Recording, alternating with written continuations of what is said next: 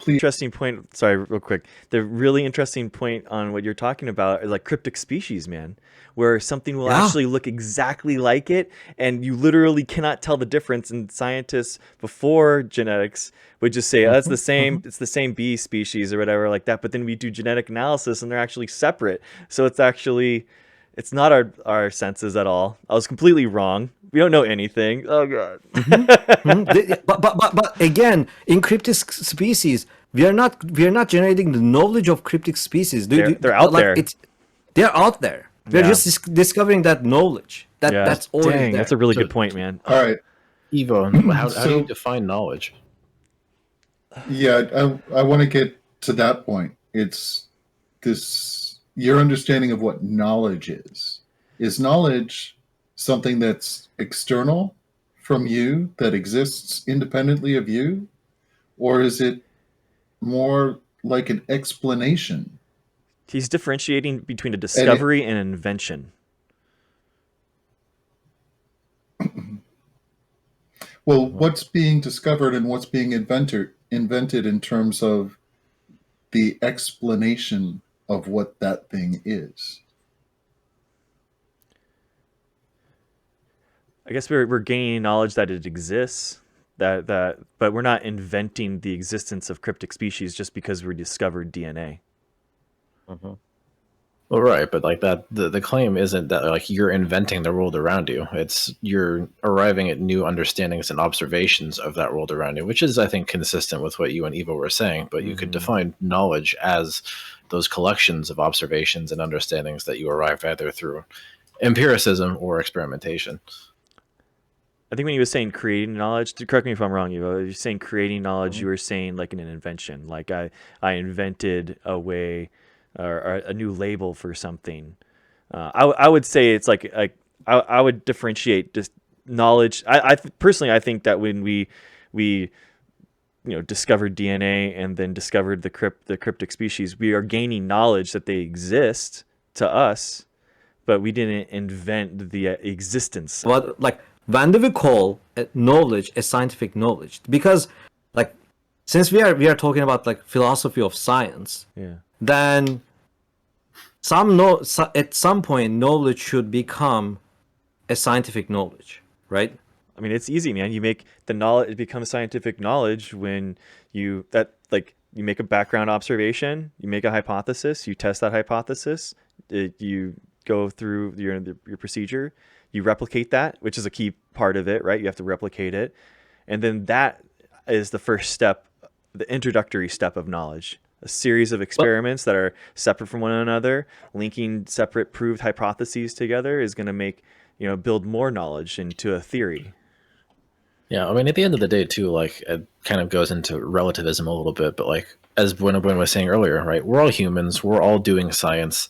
We're all trying to think scientifically. At some point, there's no magic like threshold of knowledge that we all pass through when our experiment's over, and then ta-da, like there's now knowledge. This is something that we generally have to agree upon through consensus. And what Greg just said, I think, is a very good set of criteria, not all encompassing, but a very good starting set of criteria to arrive at that consensus. Because at the end of the day, we're the ones doing it. We have to sort of come up with and agree upon definitions of, okay, is this sufficient knowledge for us to call it like a theory? Is this a sufficient enough explanation of how all of these observed phenomenon all come together in some sort of way, shape, or form? I think the biggest problem with my line of thinking is like, there's matter, now there's the material world or natural, but then it's like antimatter exists.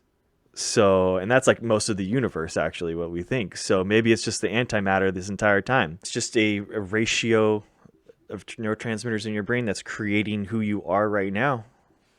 Is that how you define personhood? Is neurotransmitters? It has to be, right? Because we don't have any souls. We don't have anything else. Well, I mean, what about our other organ systems? Like, you can't be a series of neurotransmitters without a heart. Like, you got to pump blood through everything to get neurons working, right? Get them the nutrients they need to fire. Okay. Hey, Yeah. hey, as a You're not a person without your ass. No. That's a great point, Marcus. And you know what? As a microbiologist, I'm gonna throw in my microbiome because we know about the gut-brain connection. That's a great point, Marcus. I love that. Thank you. You just made my thank you. So throwing that in there now. Okay, so neurotransmitter ratios, microbiomes, everything replicated the exact same. Cockroaches can just handle their shit better, man. We don't. Exactly. Exactly. This is really cool. Thanks for teaching a bunch of biologists how to think about science. Appreciate it. Right? Oops. Yeah. Yeah. Whoops. Yeah. It's weird. That I don't know. I don't ever think I've sat in the same space as this many biologists at once. I know that is a weird coincidence. I think correlation, causation. Are we the only ones that care about this stuff? Oh no! Oh no! And this diversity of biologists too, like It's like true. It is hard to find a molecular biologist, a microbiologist, and an evolutionary biologist at the same room at the same time. That's very true. That's a good And point. we did it here, folks. We did it here. Yeah. Please introduce yourselves. Who's going first? Greg. Sure, I'll go first. Yeah. Hi, I'm Greg. I'm a PhD candidate in microbiology. I'm really interested in this because I haven't taken a philosophy class. I took a history of science class, but I've never taken a philosophy class about science, and I'm really interested in applying scientific thinking and like our everyday lives and in legislation and all that kind of stuff. So I kind of want to learn more about how I think that science should be what it is, and then maybe the mind gaps or pitfalls that I'm falling into and why I'm wrong, and try to learn that maybe just about the different thinkings of it, thinking of science, thinking of science. Yeah. All right. Well, thanks, Greg. It's nice to meet you too. Likewise. Marcus. Sure. Sorry, let me bring this a little closer to my face. Hi, my name is Marcus, Twitch name Homozygote. I'm a third-year PhD candidate at the University of Vermont. I am interested in the philosophy of science, largely because, one, my actual doctoral curriculum does not have any philosophy of science in it, so that felt a little lacking. But two, I feel like it would be very much helpful to sort of have an understanding of the underpinnings of what I'm doing, and I think that will ultimately sort of help me approach my own work in a more sort of careful, diligent way, to be sure that the claims that I'm making are as philosophically justified as possible. But I think moreover too, like Greg, I'm also very interested in sort of policy application in terms of scientific thinking and how to sort of structure society in a way that is more scientifically sound in the decisions that it makes. Indeed. Evo? I'm Ivo Lozzi. You can call me Evo. I am an evolutionary biologist, and I'm about to graduate right now from my PhD program. I'm interested in the philosophy of science because of the reasons given before. So I don't need to re-explain them, I guess. But I have been interested in philosophy of science for a while, like since my undergrad. I've taken several classes about that, and I like to read about it and think about it, because I think when you are trying to develop an idea and make like claims and develop an hypothesis, it's just it all comes down to the philosophical thinking, and like let's name the thing, right? When you get a PhD, it's a philosophical doctorate, so it's true. like that it's like we need to know the philosophy of this thing. So that's how I feel. Yeah. Yeah. Getting a doctorate in philosophy. And unfortunately, many programs don't have a philosophy course. It's interesting because I come from a very diverse background. I'm an interdisciplinarian of sorts. I have undergraduate degrees in psychology and philosophy, a master's degree in intercultural relations, and a PhD in information sciences and technology. So my whole life has been kind of interdisciplinary, working between a bunch of different sciences and philosophies. So this seems, for me, kind of an essential component of any PhD program, but obviously that sentiment is not shared. And so we started this with mainly at the interest of Marcus and the behind the scenes machinations of Read and Rap, and pulled together a little seminar in which we go through, and we're going to go through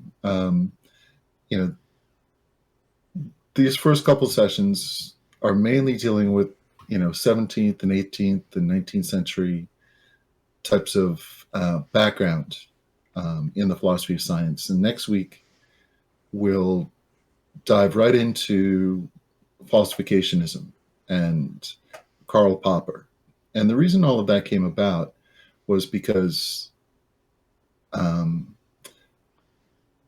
philosophy didn't seem to have a great handle on what science was. There seemed to be little formal justification of it. There's little substantiating and foundation for it. And so people started asking the question, what is this? How do we know these things? How do we know what we know? And it's an epistemological question, but they soon found out that it entailed a lot of ontological questions, right?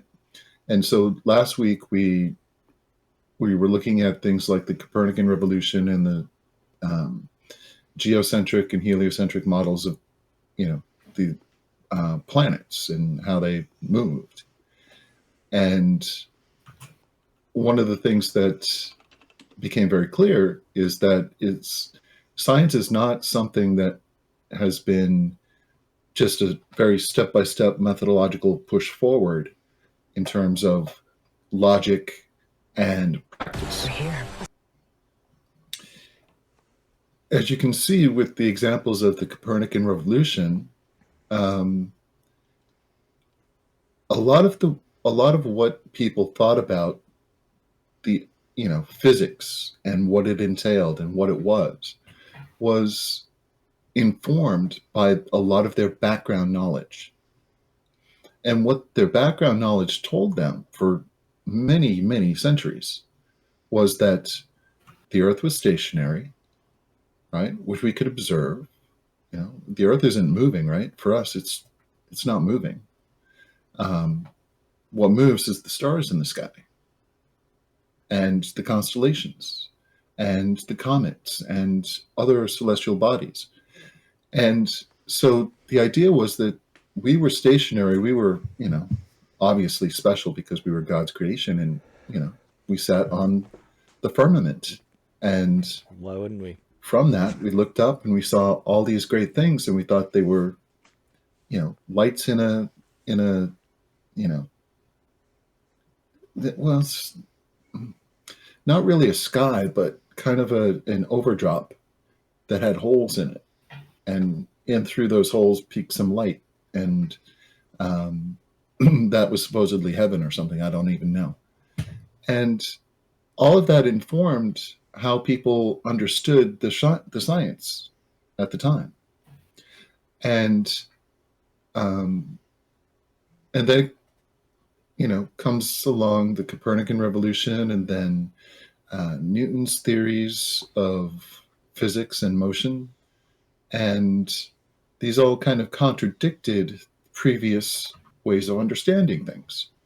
So here we have like the first kind of great example of science not being what we thought it was, and yet progressing in revolutionary ways that changed our very way of understanding not only the Earth itself, but us on the Earth.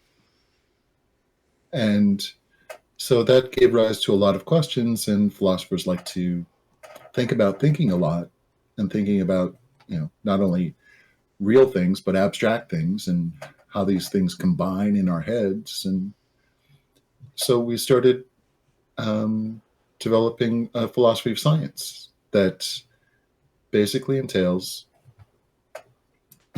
our understanding of the world around us, right? I mean, that's basically what it comes down to.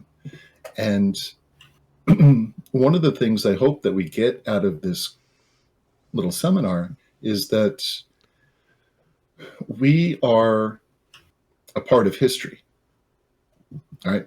We are set in a particular time in history.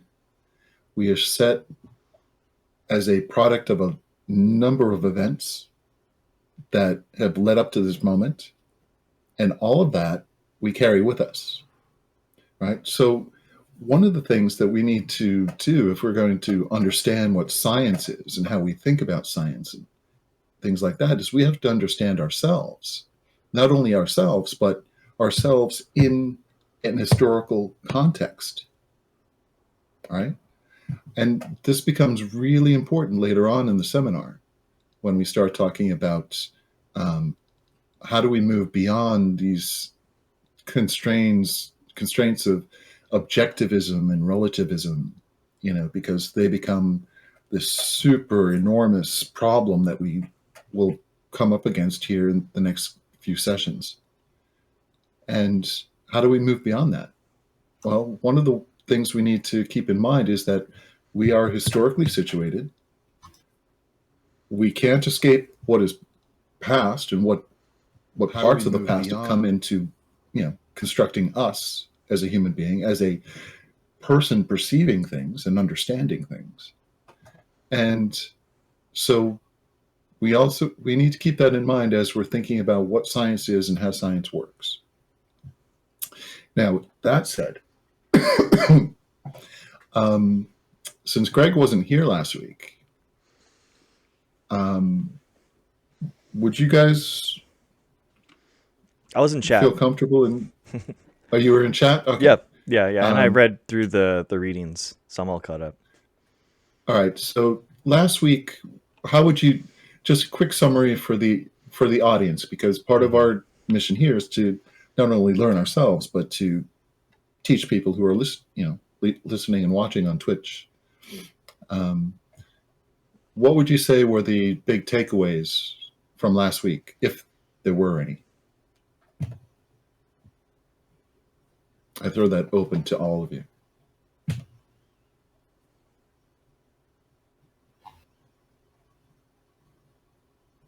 Yeah, so I mean, at least from my perspective, it was, like you said, a lot of the historical changes in thought, the quote unquote scientific revolution, when we were talking about cosmology and how that occurred, the developments in thought, how that all just, I guess, transpired over time. And then we kind of had like a little bit of a primer and introduction to deductive and inductive logic. In particular, I like the explanation from Bacon in terms of his idols of the mind, and that kind of laid a foundation for like how we actually gather data by experimenting, and ultimately, the scientific method as a whole. So I think that's a nice like stepping stone to get into this week with sort of problems with inductive logic. Mm-hmm. All right. So in terms of this week, we're going to focus on the problem of induction, right? That's the entire focus of chapter 2 in the book. And for those of you watching at home, I cited the book right under the Philosophy of Science seminar title up there. It's James Ladyman, Understanding Philosophy of Science. And this week we're focused on chapter 2, the problem of induction and other problems with inductivism. And there's a number of things that he goes through, but there was one thing that, let's see, let me just put this forward here. And I'll hide you guys for a second. All right. So the problem of induction, right? We're going to talk about predictability and causal mechanisms in our assumptions. But this quote is what I wanted to get at. It was David Hume who defined the problem of induction, basically. And if Hume is right, then it seems all our supposed scientific knowledge is entirely without a rational foundation. And that's a pretty big statement to make. But I think it's actually true. Which, before we get started, if that's true, how does that make you feel? I'll be okay. I mean, I like being wrong, to be honest with you. It's a way to learn, and it's like, if we're just on the back of a turtle floating through space, then we figured out what we could, and that's just what we did. Okay, I think Hume is in fallacy. So I will get into that. I will get into that later on. Yeah. But I think if Hume is right, yeah, that we would be wrong. There wouldn't be any rational background. But there are so many problems with Hume. I will get into that. I when I was reading, I was like, oh, this is so wrong. It's like it doesn't work that way. I took it personally a couple of times. I was like, who is this guy? Definitely did a Wikipedia search on Hume. Like, wait a second. Yeah. Yeah, Well, I mean, at least. Oh, go ahead. No, go ahead. I mean, I kind of going back to what Greg said. It's almost not that we're right or we're wrong. It's we're not really sure whether we're right or wrong. It seems that we can't know everything 100% for certain. I think it's always a humbling thought to sort of keep in the back of our head that we need to be making the best cases possible, and we'll get into sort of the addressing the induction problem type strategies that were present later in the reading. But I think it's definitely something that again lurks in the back of my head. You can't be entirely 100% sure about anything because of what we'll talk about today, but you should always be trying to, I guess, steelman is the word, make your case, your arguments look as presentable and as supported as possible. Yeah, Right. but on that end, science is basically making models of things, of the natural phenomena with the knowledge we have to the best of our knowledge. So it doesn't have to be right to start with. This is, I think that's I will get into that later. But that's where Hume's fallacy starts. I think that there's that, and there is the problem of the knowledge, and let's talk when the time comes. Okay. I was like, oh, I'm so fired up for this. Oh man. All right. Well, this is going to be interesting. Let's see what happens here. Like a dam of information, and you just see it frothing at the top right now. Eva's just ready to Yeah. go. It's this little maelstrom just beginning to stir. All right. So, let's see. I guess I'll start off with the first question I've laid out for the week. What are the sources of human belief and human knowing? And where do we get our ideas about causation? And the second question kind of follows on. There's little doubt that we extrapolate from the past observations to future events. But we have no logical justification for doing so, according to Hume. If this is the case, why do we continue doing it? I mean, the basis... go ahead, sorry. I just throw those out there and you guys go to town. I mean, the basis for the sources of human belief have to start fundamentally with our senses, right? I mean, our observations. Seems reasonable. Yeah, I mean, at least I would agree with that. We can, through empiricism, we can at least trust our senses enough to understand that like things are happening, like they're there in front of us. It would be almost too like debate lordy, for lack of a better way to put it, to try and like logic ourselves out of what our senses are showing us. But even then, I think going to the second question, like why do we continue to extrapolate from the past to the future? Like because we have to do something, and I think that is one of the strategies in counteracting, or I guess countering Hume's argument about the induction problem is, society has to move on. Like we have to do things, we have to progress, we have to live our lives. So we can't just like afford to sit around paralyzed by the fact that we can't always predict everything to 100% certainty in the future. Like just life has to go on. So that's kind of why we do it, because otherwise nothing happens. Like we're just sitting here thinking with glasses of wine on our hand. Like that's just not how it works. Yeah, ruling out solipsism. It's like, Honestly. Yeah. Yeah. Like I think the like I think we touched on this like last week a little bit. I was saying the human knowledge is mostly secondhand. There's the first-hand knowledge we have. There's the second-hand knowledge we have too. Like so, I think we need to separate these.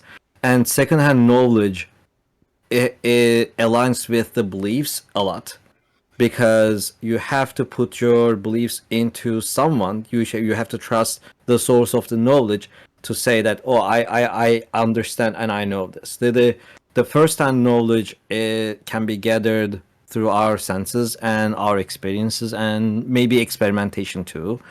But the second-hand knowledge can support this first-hand knowledge to gather more for first-hand knowledge. That's like these are not completely, like belief and knowledge are not completely separate for humans, if you ask me. So that's what I would say. I don't know. All right. So I think that's a fairly reasonable way of understanding it. I mean, I think that, your firsthand knowledge, the direct experiential knowledge that you have, that you've developed, is one thing. And that gives you some type of understanding of the world around you. The secondhand knowledge that you referred to, the knowledge based in authority, for example, presumably comes from some type of expertise, right? We've developed cultural systems where different types of expertise are, accorded some type of deference and respect, because they've been shown to be authoritative in some way and have an accurate reflection of what's going on, based on, in comparison to our own personal experience. All right. And yet we don't all agree on the same things. We don't all agree that the same authorities have the same gravitas, the same weight. We choose differently for different reasons what we believe. Why is that? Yeah, that's a great question. I have this happen a lot with when I'm talking to anti-vaccine people, where like they'll say PCR is fake and it's all doesn't make any sense, and I'm like, I've done millions of PCR reactions and this is what's happened. Like I literally have, and it's like, it's really frustrating because it's like an anti-expertise position, but Mhm. like there has to be some learned experience, like some wisdom from what's happened in the past that you can use and help predict the future. It has to be. I don't know. It's just it's so interesting to talk to someone that just doesn't recognize any of it. There's no experts. It's kind of like an anti-elitist mentality where it doesn't mean that. And yeah, I disagree. Obviously, there has to be some predictive nature to science. Otherwise, it would be meaningless. Mm. Yeah, well, even in that notion too of like the anti-expertise takes, I mean, I think a decent amount of it stems from people not like having everything in front of them. Hence, like you always get that common meme argument of, "Oh, I'm doing my own research. Like I'm the one doing it. I'm the one making the observations, not you. This is what my research tells me." And I think that ultimately stems from a desire of people want to learn. Like I don't think that people are necessarily like anti-knowledge or anti-learning. They just, I don't know, might fall victim to confirmation bias, or might be looking in the wrong places, or might not necessarily have an idea of, why some arguments are less parsimonious than other ones. So I think at the end of the day, people want to have that firsthand, sensory observation of things. They want to almost be able to do experiments in some cases to confirm what's going on around them. But if they lack the ability to do that, they might not necessarily receive that information coming from somebody else very well. They might view that as somebody, telling them that their senses are different than what they perceive, and then they react and act out externally because of that. So it almost feels like if people approached, let's say, COVID, for example, like you use the PCR reactions as an example, if they had more of a crystal clear understanding, especially with something like a RT lamp or something, a color change PCR where they can like see a color change with their own two eyes if like a COVID test is positive or something, like things that are more like observationally evident, I think people might start to come around because they won't necessarily be able to try and pick things apart if what they're seeing is what you're seeing, right? If we show them what we know to be true through their senses, that might win them over a little bit. Yeah, definitely. It goes back to their senses, right? Where it's like, I need to see for myself. Kind of like, have you ever actually seen DNA? Have you seen it though? It's like, well, technically, yeah. But it also goes down to the like I will disagree with Marcus on this end a little bit, because I think people want to know, but I don't think they want to learn. It's like I think we should just separate those. Like knowing generally, like dominates over learning, and when people say, "Oh, I've done my research," they are not doing really research. They're just reading a couple of sources from secondhand again, because like learning is, I think most of learning should be either through the like it's a more diligent approach to understanding a question. It's like you have to go and look at like multiple resources and multiple sources and come to like some conclusions that are like that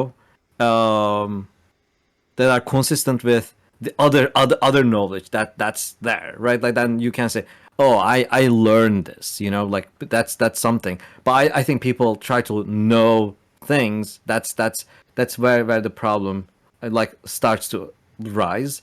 But there is another problem. There's another level of problem on these kind of issues where people, like I think all kinds of groups of people, all kinds of the societies, all sizes of societies, like from several people to maybe like hundreds to millions, or gigantic societies like ours right now, they have to be built on trust. Yeah, and exactly. and that trust, if you break that trust relationship, people won't trust in the authority, and I think that's where everything starts to become shaky. If someone cannot say, "Oh, I trust in the experts," then like they will start putting their trust into other experts they think who like the experts are, and that's where the knowledge becomes a issue of personal experience and personal beliefs. And I think like I'm not really blaming those people for like trusting the wrong sources. It is like we are failing on something that they are not trusting us to. Like that goes like, because trust relationship is just not one way, it's two ways. So yeah. I mean, I agree with that too. Like, I mean, in the COVID example, like these people have never even heard of RNA or PCR, and now we're like, trying to catch them up on 20 years of molecular biology, and it's a lot. To get back to the reading though, it's interesting. Like I guess you were making an inductive argument that like SARS-CoV-2 has RNA and we can detect it through qPCR and like all this kind of stuff. Or to use an analogy that they use, like the white swan's logical fallacy. It's like, I think that what they're coming at it is the anti-vaxxer is coming at it in their minds in good faith, being like, I've never seen a swan, dude. Like I've never seen a swan. I've looked at all the birds that I've seen and I've never seen a white swan or a swan in general.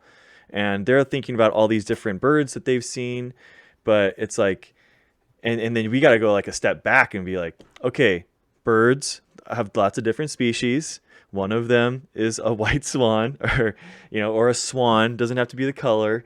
We've inferred that a lot of these are white, but I don't actually, in the readings and stuff, it's kind of weird. I don't agree with the inductive argument that like then therefore all swans are white. It's like that was like an example of inductive like fallacy, and it's like I don't like, why make that jump? Like why not just say that all the swans that we've seen so far are white? To make the second argument, I didn't understand that. I think that's a great point, and a great thing to focus in on, because I think it's really important, and it goes back to this induction question. We can have repeated observations of things, right?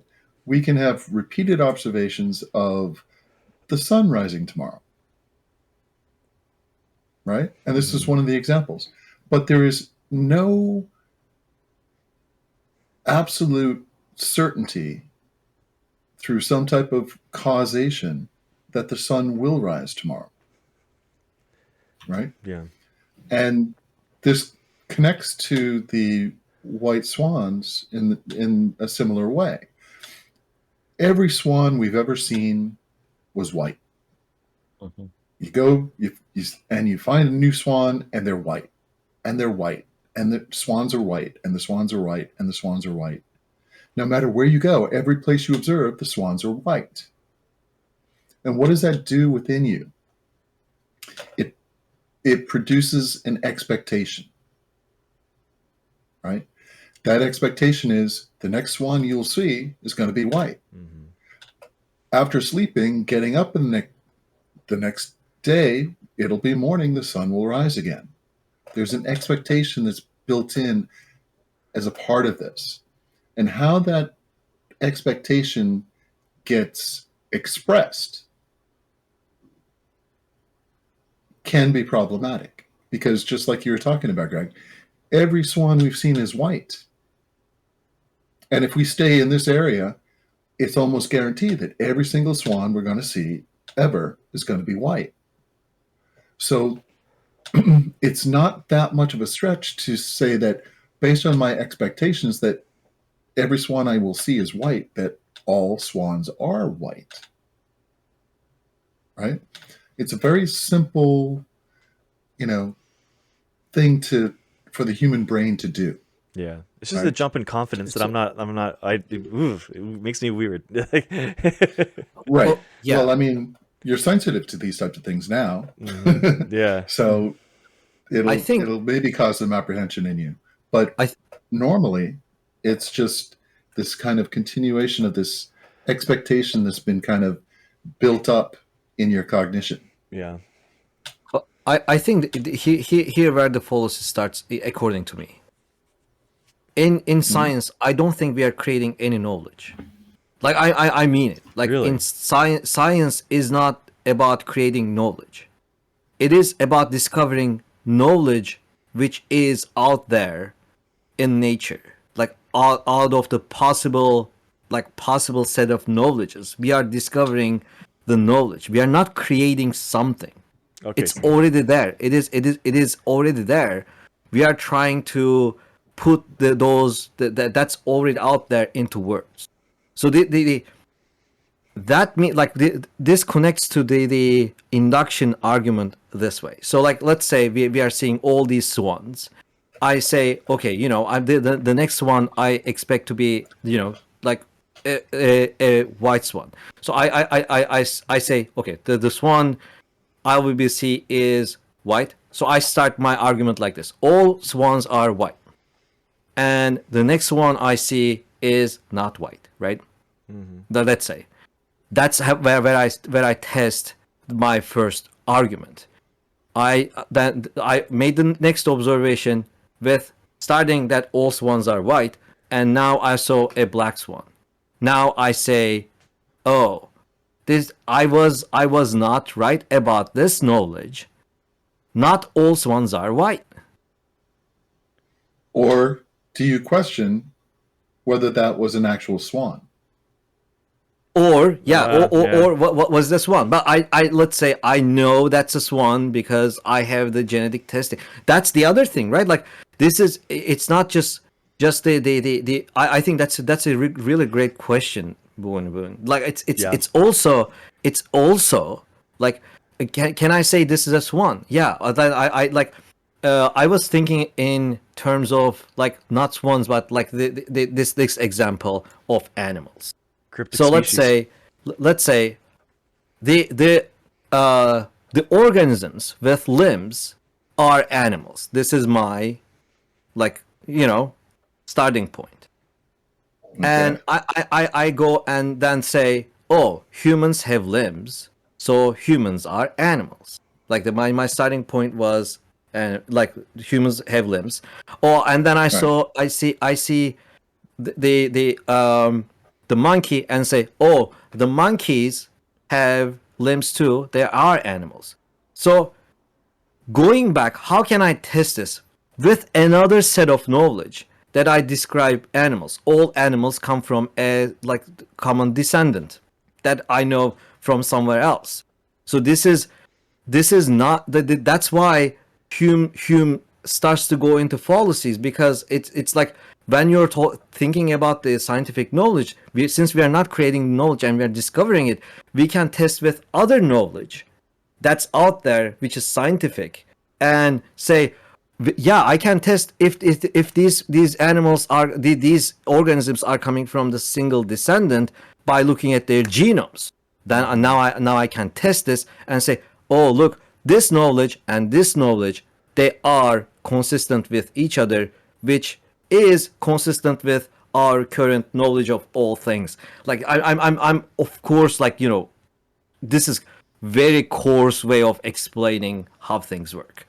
So that's how I felt when I was reading like Hume's arguments about induction. Like I think induction is not like when we make separate observations to come separate conclusions, but we are making a lot of observations in a lot of fronts to come to a consistent argument about what's out in the nature. That's how I felt. I don't know. But Evo, like an interesting point. Sorry, real quick. The really interesting point on what you're talking about is like cryptic species, man, where something will actually look exactly like it, and you literally cannot tell the difference. And scientists before genetics would just say, "Oh, that's the same. It's the same bee species or whatever like that." But then we do genetic analysis, and they're actually separate. So it's not our senses at all. I was completely wrong. We don't know anything. Oh god. But again, in cryptic species, we are not generating the knowledge of cryptic species. They're out there. They're out there. We're Yeah. just discovering that knowledge. That's already Dang, there. that's a really So- good point, man. All right. Evo, how do So- you define knowledge? Yeah, I want to get to that point. It's this your understanding of what knowledge is. Is knowledge something that's external from you, that exists independently of you? Or is it more like an explanation? He's differentiating between a discovery and an invention. Well, what's being discovered and what's being invented in terms of the explanation of what that thing is? I guess we're gaining knowledge that it exists, but we're not inventing the existence of cryptic species just because we discovered DNA. Well, right, but like that, the claim isn't that like you're inventing the world around you. It's you're arriving at new understandings and observations of that world around you, which is, I think, consistent with what you and Eva were saying. But you could define knowledge as those collections of observations and understandings that you arrived either through empiricism or experimentation. I think when you were saying creating knowledge, correct me if I'm wrong, you're saying creating knowledge, you were saying like an invention. Like I invented a way or a new label for something. I would say it's like I would differentiate just knowledge. Personally, I think that when we discovered DNA and then discovered the cryptic species, we are gaining knowledge that they exist to us, but we didn't invent the existence of this thing. Yeah, so Yeah. I think we agree. Yeah. So I like this kind of comes from the one of the arguments against the inductive reasoning, right? With inductive reasoning, you cannot create new knowledge. That is like that by definition you cannot create a new knowledge with inductive reasoning, and that's what we are not creating new knowledge of anything. We like when people say, oh, people can come to like the conclusions that are not in the data. Yeah, people can come to conclusions that are not clear in the data because that knowledge or that phenomenon is out there. You're just you are defining that like that thing with words. Like if like yeah, that like I think the knowledge that as I claim is the knowledge of the phenomenon, like right, like the phenomenon itself is the thing we are trying to explain, but it's out there. We are not creating the phenomenon, it's already there. It's out of the like almost endless possibilities of the things we can discover in the universe. All right, so what's the difference between knowledge, as you're describing it, and an explanation? What's the explanation is like what scientists would call a like a model, right? Like when you create a model of something, it is just a coarse like representation of something you are trying to explain. It's oversimplified and everything. So I think what we are doing with the nature in our quest to like do science is exactly the same. We are just creating simple models to explain what's out there in nature, what's happening in nature. Like I see myself as a as a scientist, possibly like that. Hopefully I am a scientist, but yeah, like. Yeah, so then, like what do you call, like, if you have a model, like an animal model for some disease or something, or even your research, like you're using Drosophila as a model for evolution, right? Like what do you call all of the things you learned because you're working with that model? What are those? Those are I'm just creating more explanations to the like the stuff that's happening, the phenomena that's happening in nature. That's like I'm trying to gather the knowledge from nature and try to do experimentation and all that stuff to be able to explain to humans. Like I say this like maybe too often. I don't think humans are too smart. We have limited abilities of understanding things. I'm just trying to dumb the nature down to human level of understanding. That's what I'm doing. That's an interesting way to think about it, because there's so much about nature that we don't know, right? And that's the whole point of science, is that we're trying to figure it out. Like I do agree that people see evolution as like a pyramid and they put humans at the top, when it's like there are so many different animal species that do things way better than we ever can. Like for example, turtles migrate, like figuring out the genetic poles of the earth and trying to figure out where their beach is. Like that's such an advanced way of perception. Yeah. So like I I might be too platonic on this one. Like I almost what I'm saying is, there are ideas of everything that we are trying to reach, but we cannot reach. Or like but it is how I feel. Well, right. I mean, here, let me try and just like get at the semantic argument of what is knowledge. I mean, I think we agree that like gathering explanations and understandings through models or observation directly with our senses is good, and that's something we do. Would you call the act of doing all of that like creating knowledge, of arriving at those explanations using models and such? I wouldn't. Really? I think yeah, I wouldn't call that knowledge. You know, so like let's say you're a dolphin. Like And you're creating using- knowledge. Like I wouldn't say it creating knowledge. I would say we are gathering knowledge. Yeah. I think that's true. I think creating knowledge, I think people normally call that like an invention. Right? Like, Would that be right? So even for the inventions, I would just, stand my point about the inventions too. I think invention is a possible knowledge out there in the universe that you can gather. I don't think we are creating anything. That's like, when we say creating, I think we are in very dangerous grounds for science. Like I mean it. Like philosophically speaking, when we say creating, like knowledge or anything, I think we are in very dangerous grounds. But what if we create something that's never existed before, like a Still, I think- nanoparticle or something, and then see how it interacts with other things? That never Is it- existed in nature before? But is it in the possibility of all things that can exist in the nature? No, it's not. It's not from nature. Well, I mean, like like, it's not is it- supernatural, but like it's from it's made through It's new synthetic. feats. Yeah, exactly. Yeah, it doesn't exist normally in nature, but it's not supernatural as in like Yes, spirits exactly. and stuff. That it, Okay, I natural believe. forces. Yeah, I believe that is still natural.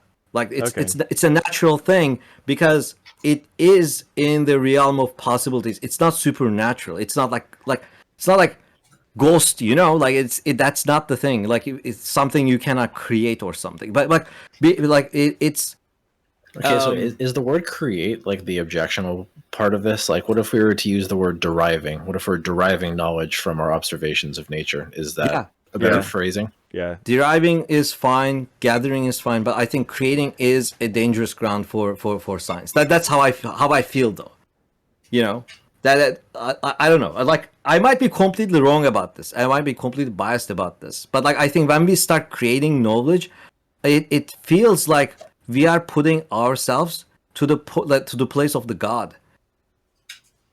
And I believe it is not how this works. Yeah, I mean, this just sounds like a rhetorical thing. I mean, Yeah, I think I agree. we generally agree, so we could Yeah. progress. I agree. Well, I'm not so sure. I'm still a little perplexed. If we're all sitting here on this planet and we're just a bunch of farmers, we don't have any massive technology that allows us to leave orbit or anything like that.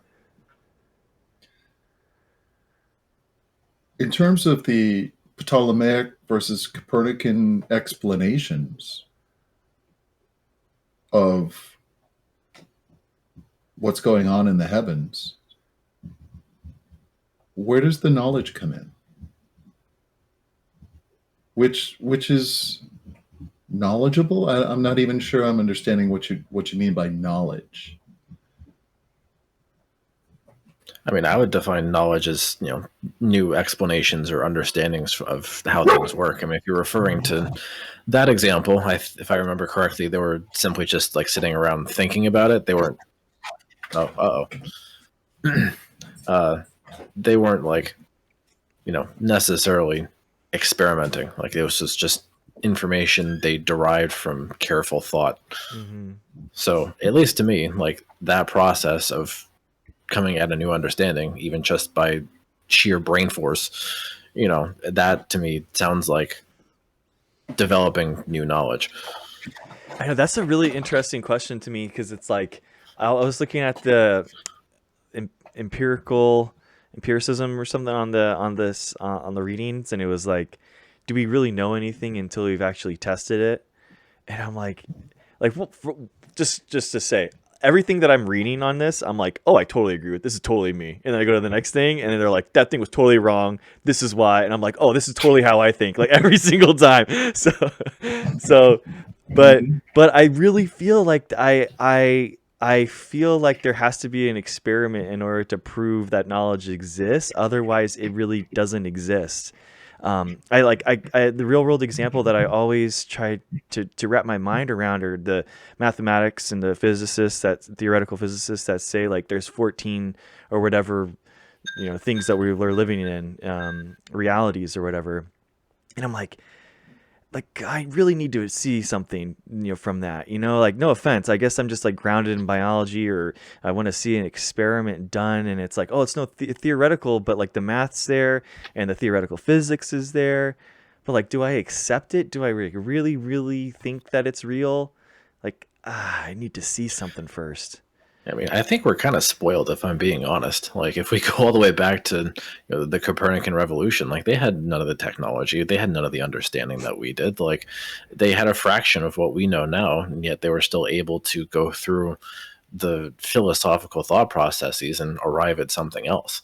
But I think I think you're exactly right, and I think that this is the reason why I think Kepler is the start of the scientific revolution rather than Copernicus, because Kepler actually went to Tycho Brahe's like tower, and he had a hypothesis, and then he found data that contradicted that point, and then you're either left with like changing your hypothesis or being spearheaded and stuff. And apparently I had learned in my history of science class that that's what he had published, but apparently in the readings they were talking about how Kepler still like kept with his fundamental thing about like some other theory or something like that. But I thought it was so interesting. I mean, that's the whole point in science, having an observation, having a hypothesis, testing it, and then seeing if the hypothesis is correct, and then creating a theory based off of that. So is everything before Kepler not scientific thinking? It's scientific theory. I mean, it's theory, or it's a hypothesis to me. The technical term is it would be a hypothesis that is not untested. I kind of agree with this, right? Like it is the it's the changeability of our hypotheses, and like you can look with what you have at hand, and you can see what you know, and you can compare what you gathered and say, okay, this just fits what I know. Mm-hmm. Or you can say, oh, this doesn't fit, so what's happening here? So you can change your hypotheses and go go through the process again and again and again. Well, so like what about what we're doing right here? Like, we're not testing anything. We're not, observing anything. Like, we're all just on our computers talking to each other. Mm-hmm. But yet we still might learn. We might gain knowledge, even if it's not invented. No, we didn't go through the act of creating something from scratch, but we might be learning something here. Like, yeah, that I think sounds to me like we're just talking about the actual process of looking at facts, looking at what's happening around us, maybe even gaining skills or new ways of thinking about things through education, right? That sounds like a more parsimonious definition of knowledge. I see what you mean. So yeah, so what you're saying is knowledge can be anything. That also can be completely wrong. And like this, but in terms of the scientific understanding, what we are trying to do is to explain nature, what's out in the nature, but we should define what it is. If you're in like what I was calling knowledge, we should give it a name, because that's where everything starts. Like what's out in the nature is the thing we are trying to explain. Yeah. The natural world or universe or whatever. All right. So let me ask you, since you're all in fields of biology, That's right. before the germ theory of disease was developed, Oh no. Uh-huh. what type of knowledge did we have About germs? regarding Microbiome. regarding disease and illness and things of that type? And I'll let you guys riff on this for a bit while I excuse myself for just a minute and probably let Dave back in. I mean, we had the implications I'll be of listening, that. though. We had the implications of microbiology without knowing why it was actually happening. Yeah, I mean, we basically could observe with our senses that, sometimes people started developing symptoms and then they would die sometimes. Maybe sometimes that would happen after, some sort of surgery, or if they like ate some spoiled food or something. But it was the process of trying to connect those dots to figure out that there was one sort of central underlying cause in the very like Occam's razor fashion, right? It's not some sort of, divine punishment via miasma that was causing the Black Plague. You know what I mean? Like, it wasn't that our humors were misaligned and our our blood and our bile weren't coming into contact as much as they should or something. Like, Yeah. there's a lot of different explanations people were trying to conjure up for what they were seeing around them, but they were seeing things around them. Like, they could easily observe. It's about that process of trying to make sense of the observations and try to come up with some sort of explanation, possibly through inductive logic. That took us a very long time, I think, historically speaking, to arrive at germ theory. I think in particular it started with washing one's hands with physicians trying to do surgery. And, oh, look, the physicians who washed their hands had fewer patients die due to some sort of infection afterwards. Like, that was another sensory observation. They could see people were still up and walking around. So It was the president dying from assassination, and they tried to heal him, and then they made him way sicker. And they were like, "We got to fix this." So they figured out germ theory basically because of assassinated United States president. It's kind of weird, but there. What's question is like, are we at that stage now? That'd be the coolest thing. Like, oh, it was the prions the entire time. Like, oh no. I mean, we could. You know what I mean? That's kind of the whole like notion of like the induction problem is we have generalizable ideas about how things around us work, but tomorrow something entirely different, that's separate from that generalization could happen, and that could cause us to question what we thought was happening around us. That could very well lead us to believe something entirely different, or propose and carry out a new set of experiments to maybe arrive at a better understanding. But at least as it stands, we kind of operate on things that are generalizable, that have pretty decent accuracy / correctness. And if we have contradictory examples, we either note them, or depending on how big of a problem it is with said contradictory examples, we retool our thinking and address them. Then what when do you call a scientific knowledge, like a knowledge, scientific knowledge? When? What's the like? Do you mean like knowledge by theory, like a scientific theory? I'm confused. Like, I want to iron out this word knowledge because I don't know. I don't want to get into semantic arguments again. Are you saying like a scientific theory that's being proposed? No, I like when do we call a like now we are talking about knowledge, like and I'm asking, like, Marcus's argument was we are talking to each other right now, and we are learning from each other. Yeah. I understand. I have nothing against that argument. But about like when do we call knowledge a scientific knowledge? Because like since we are talking about like philosophy of science, then at some point knowledge should become a scientific knowledge. Right?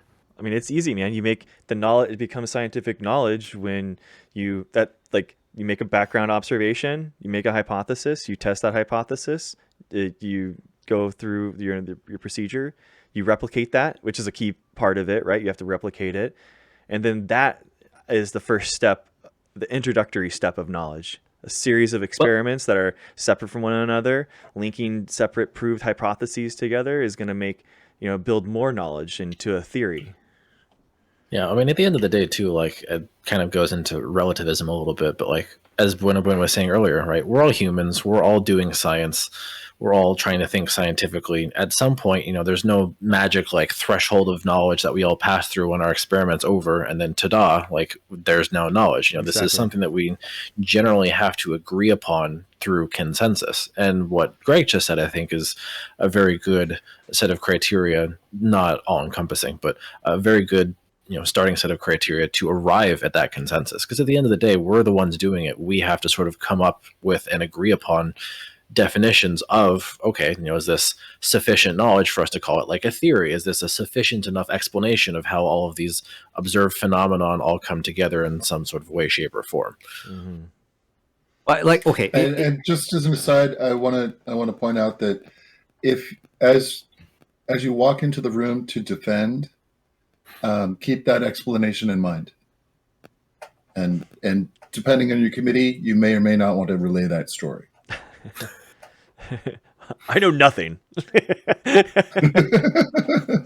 but okay, if we think about this, then like if we think about in this manner, I don't think then inductivism is a problem to start with. I don't think so either. I really don't. Like, do you understand my point? If we are saying, like, if we said the science has no rational background according to Hume, but like if we already start with the assumption that we might be completely wrong with all of the knowledge we have, or scientific knowledge can be completely wrong, then there is no problem with inductivism at all.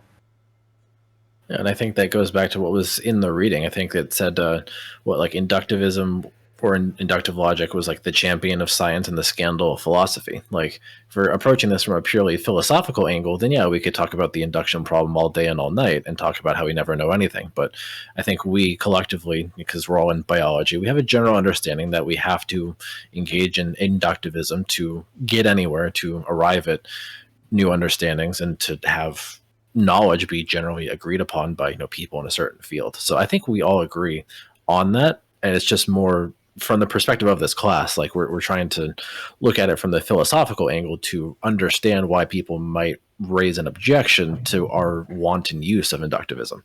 Yeah, because I read the last week's reading and I'm reading it going, but this is like the whole problem, which is correlation does not equal causation. Like that dunked. Like you can't. There's no way that you get past that. Like there's like a car crashes and then a bird sits on that car. It's like, well, they're completely different events. So I don't. So I guess it's just inductive reasoning makes. I don't see how you could deductively come through. I guess that's like kind of like what I guess I don't know. Is the question is like go ahead. You have to use deduction all the time, though. How? Like we use induction, but we also use deduction. Like let's say like here is a way of using deduction. We say like that all animals are coming from like a single organism, right? That's our assumption. And then we deduce that like, oh, this should be coming from the same organism, and we look at the genomes and say, oh yes, that's happening.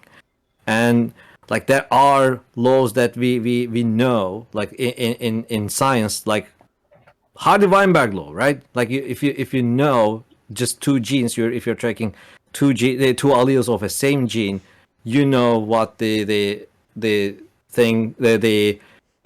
expected heterozygosity should look like, and then you can test the population, and with that knowledge you say, oh, the heterozygosity doesn't look like that, there is something going on here. So you deduce that knowledge from something that you assume that you know. But I guess I would say that that's just doing their background research, and then you tested that, and then you have your conclusion. Like that's in my mind, that's inductive reasoning, right? It feels like deductive reasoning is coming with your conclusion first, and then making the hypothesis and the method that proves that. But if you say heterozygous should fit to this, it is deductive. That's you're based off of your background and your hypothesis. It doesn't, That's your hypothesis. Does it matter? It doesn't matter. Does it matter? You still have to test it. It has still to reproduce. But you are testing something based off your, like, your starting point is the common knowledge. I'm not saying it's not common knowledge. It's common knowledge, but you are deducing from that common knowledge, and then you use that to do inductive reasoning to come to other like you start with doing some deductions. Yeah. Like what I'm saying is, like in science, you have to use deductive logic at times to come to conclusions, because we are not creating like the knowledge from scratch all the time. I agree. I think that I would just call what you're saying background research, and then that's kind of like the pillar that makes up the bottom of the pyramid of knowledge that's going to go up. But in terms of reasoning, what kind of reasoning is it? You can either be inductive or deductive reasoning. You can either use deductive or inductive reasoning. It's deductive reasoning. Well, I mean, we could probably say that we use both. Like when we're talking about the context of, say, in the middle of an experiment, we're trying to be as deductive as possible. We're trying to set up a series of premises that are all true under a certain set of conditions, and then whatever the end result is, the conclusion, right, that is what it is, and therefore we have a set of premises that match a certain conclusion, and we can deduce that these premises are all true. We've controlled to make sure that these premises are true, therefore the conclusion also must be true. We have deduced that this thing works this way in experimental conditions. But we take that's an that, interesting idea. and then we bring it higher up in sort of a higher scale of thought, and we say, okay, we're going to induct that this set of conditions in this particular model organism, let's say we're talking about heterozygosity, we've explored inside Drosophila that, we've deduced heterozygosity works the way you think it does in that model system. Now we're going to induce that it works that way across all of the animals, right? That's right. We're applying both at the same time. That's an interesting point. I definitely agree. Yeah, like in a positive or negative control, you're using deductive reasoning in order to better your inductive reasoning. I think that Interesting. Okay, I agree. Yeah, I think it's a great point that we're employing both forms of logical processes to come to these conclusions. And what was it that somebody said in the readings this week? Arguing to the best explanation? What was that about?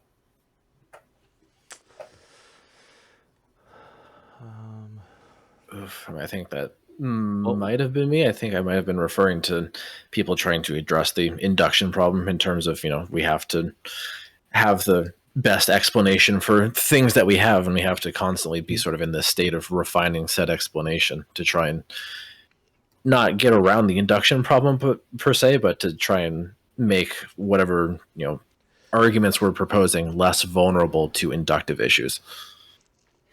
Right. Which is actually, it was argument to the best inference, I think it was. And that is what is known as abduction, which is a third strain of logical thinking, arguing to the best inference. And we do that all the time. And we, a real good example of that is how we do that is using heuristics, right? Heuristics is just a more codified or formalized form of temporary arguing to the best inference. All right, so what about implications of probabilities? I mean, you've touched on it in a variety of ways. How can you just describe the theories of probability and what implications they have for the problem of induction? That's just to make that a little bit more explicit for the people watching us. I think it's pretty. I mean, I take a pretty hard stance on this, that science does not make absolutes. Like, I don't think that we could ever be 100% certain on anything. Yeah, I mean, at least like the argument. So, Oh, sorry, go ahead. To put it in percentages wise, we we can't be 100% sure ever. we In can't be sure 99.9. that we can't be sure that the Earth revolves around the sun. I know. Well, there could be some crazy reason that that's somehow been, our perception or mass hallucination. There could be. I don't know. I don't know. Yeah, I don't know. I'm willing to be wrong. It's a really good place to be. I don't know. And Yeah, I mean, Greg, like what you're speaking to is at least like there have been enough, thoughts and observations collected, and in some cases probably experiments conducted to some extent that have brought us to our current understanding.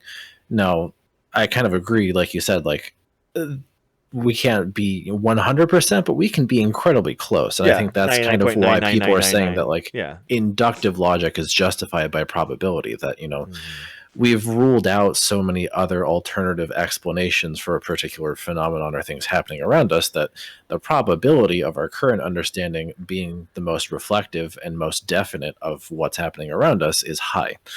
Yeah. But of course, I still also kind of agree with the fact that even though that probability is never 100%, something could come along and change our understanding. Maybe our perception, our instrumentation has all been flawed all along, and the Earth somehow just does what it wants and has a mind of its own. I mean, we could, in theory, arrive at some new understanding in the future that contradicts what we have now, and there's no way for us to know. But we have to sort of keep our minds open enough to realize that induction isn't always like 100% definite, because even though probability is high that what we think is correct, there's always a chance that somehow it's not correct. The probability of winning the lottery is low, but people still win it. So yeah, like Reed and Rep said, it's as the richest meme lord in the world says, like, we could just be in a simulation, man. That's like the hot new thing, you know what I mean? That's like the cool, right. Who knows? Yeah, we don't know for sure. But all right. That's why we have to make the like that's why we are trying to make the best explanation with the facts we already have at hand, or our current theories and stuff. Mm-hmm. Yeah, because I mean, there could be. I think the problem arises in that you have to, if you're going to make such a statement, like a probability, like for example, like evolution isn't real. Okay. It's like, man, like, okay, so now not only do you have to have like your experiment done that shows that that evolution isn't real, like you have to show and incorporate into your new theory after that protocol has been done why all the other explanations are somehow wrong, and you have to wrap all of that together. And it's like that's why people have like a consensus in science, where because it can be like multiple fields, multiple different ways of reading something or seeing something, and it's like, how is that all wrong? I mean, like, that's so tough. Yeah. All right, so this issue of consensus is really, really important. Mm-hmm. All right, especially for scientists. And let me pose a little scenario for you. You're a scientist. You're a geological scientist. You have a certain set of, theories and assumptions you make about the world, about what exists, what categories of things exist, just like you do in biology, but we're applying it to geography. And let's say, for example, you go to a place where, you're immersed in a different culture that doesn't have the same categories that you do for geographic phenomena, right? Whatever you encounter. How do you deal with the issue of consensus in that type of situation, where whose whose system of categories takes precedence, not only for you, but for the culture you're immersed in? And how do they, how can you imagine how they might blend or interact in some way? Well, it's the natural processes that arrived and showed that this is what is. The natural, what you name it, it doesn't mean anything, but what the natural processes that are described in order to get where that theory is the important part.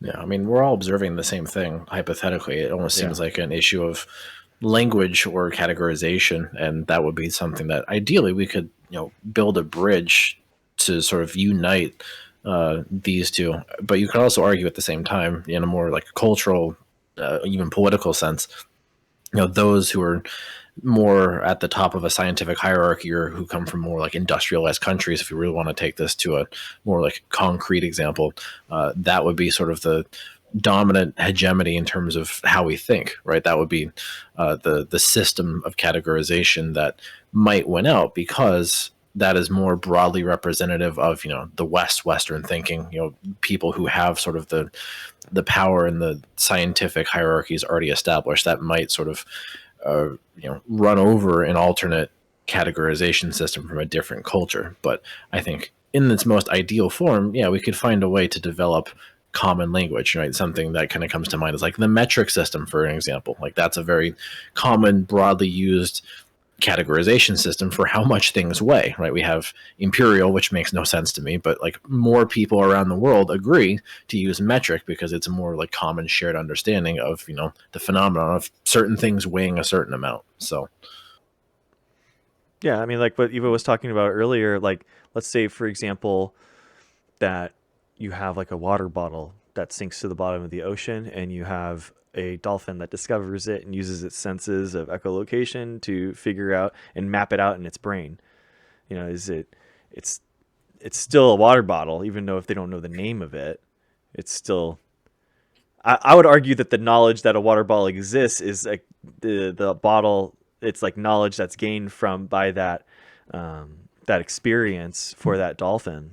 But Yeah, like I generally when I teach the species in the classroom, I tell the students that look, we try to define species because we just want to give them names and stuff because we just want to understand them. mm-hmm. For nature, there is no understand, like from the nature's point of view, there is no understanding of species. It was something, now it's something else.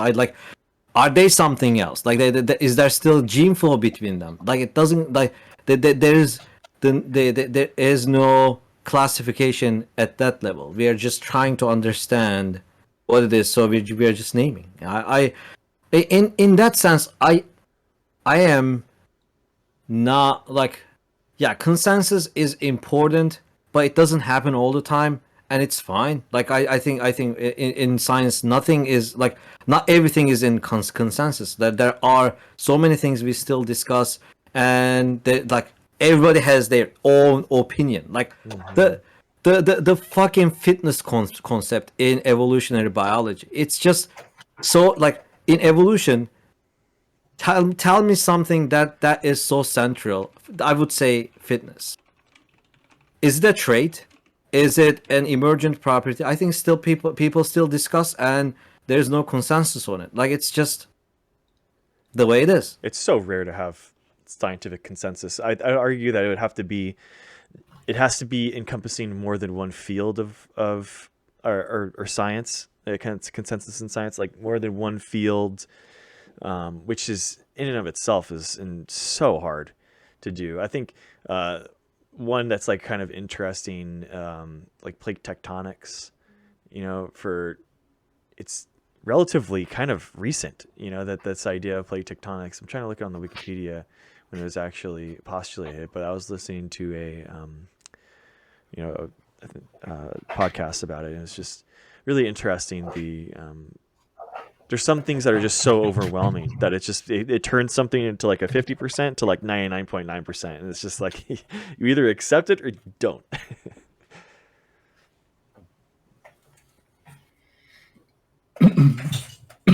Sorry, I got distracted by by Dave. All right, so back to the geographer example.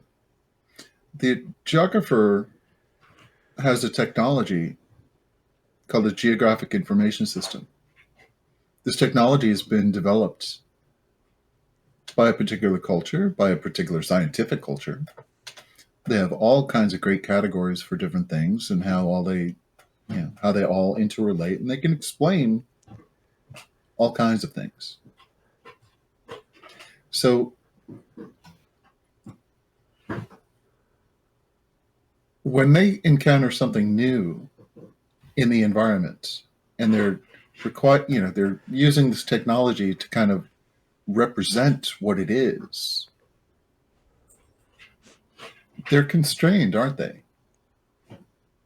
They're constrained by the consensus of the categories that have been integrated into this technology. And to make changes to that is very difficult. We humans don't have as many limitations in that sense. So if I go to a place in the middle of Australia where I'm looking at the hydrology and the way the water cycles work and how it's helping the different species in the area survive or not survive, and things of that type, and I come up with an explanation using my geographic categories. Yet when I go and speak with the locals, they're saying, no, that's not right. Those aren't the right categories. It's Kranchi Rinja, our kangaroo ancestor, who is doing this.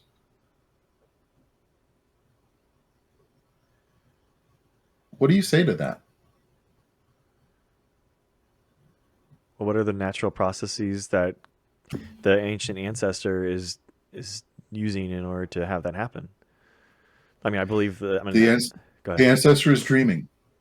Okay. He's engaged in the dreaming. Well, we have no natural explanation for how a dream is going to impact the water flow. But we know it does. Same answer. Because you can see it. It's happening. Right? I think on that end, there is no reason to discuss further. Yeah.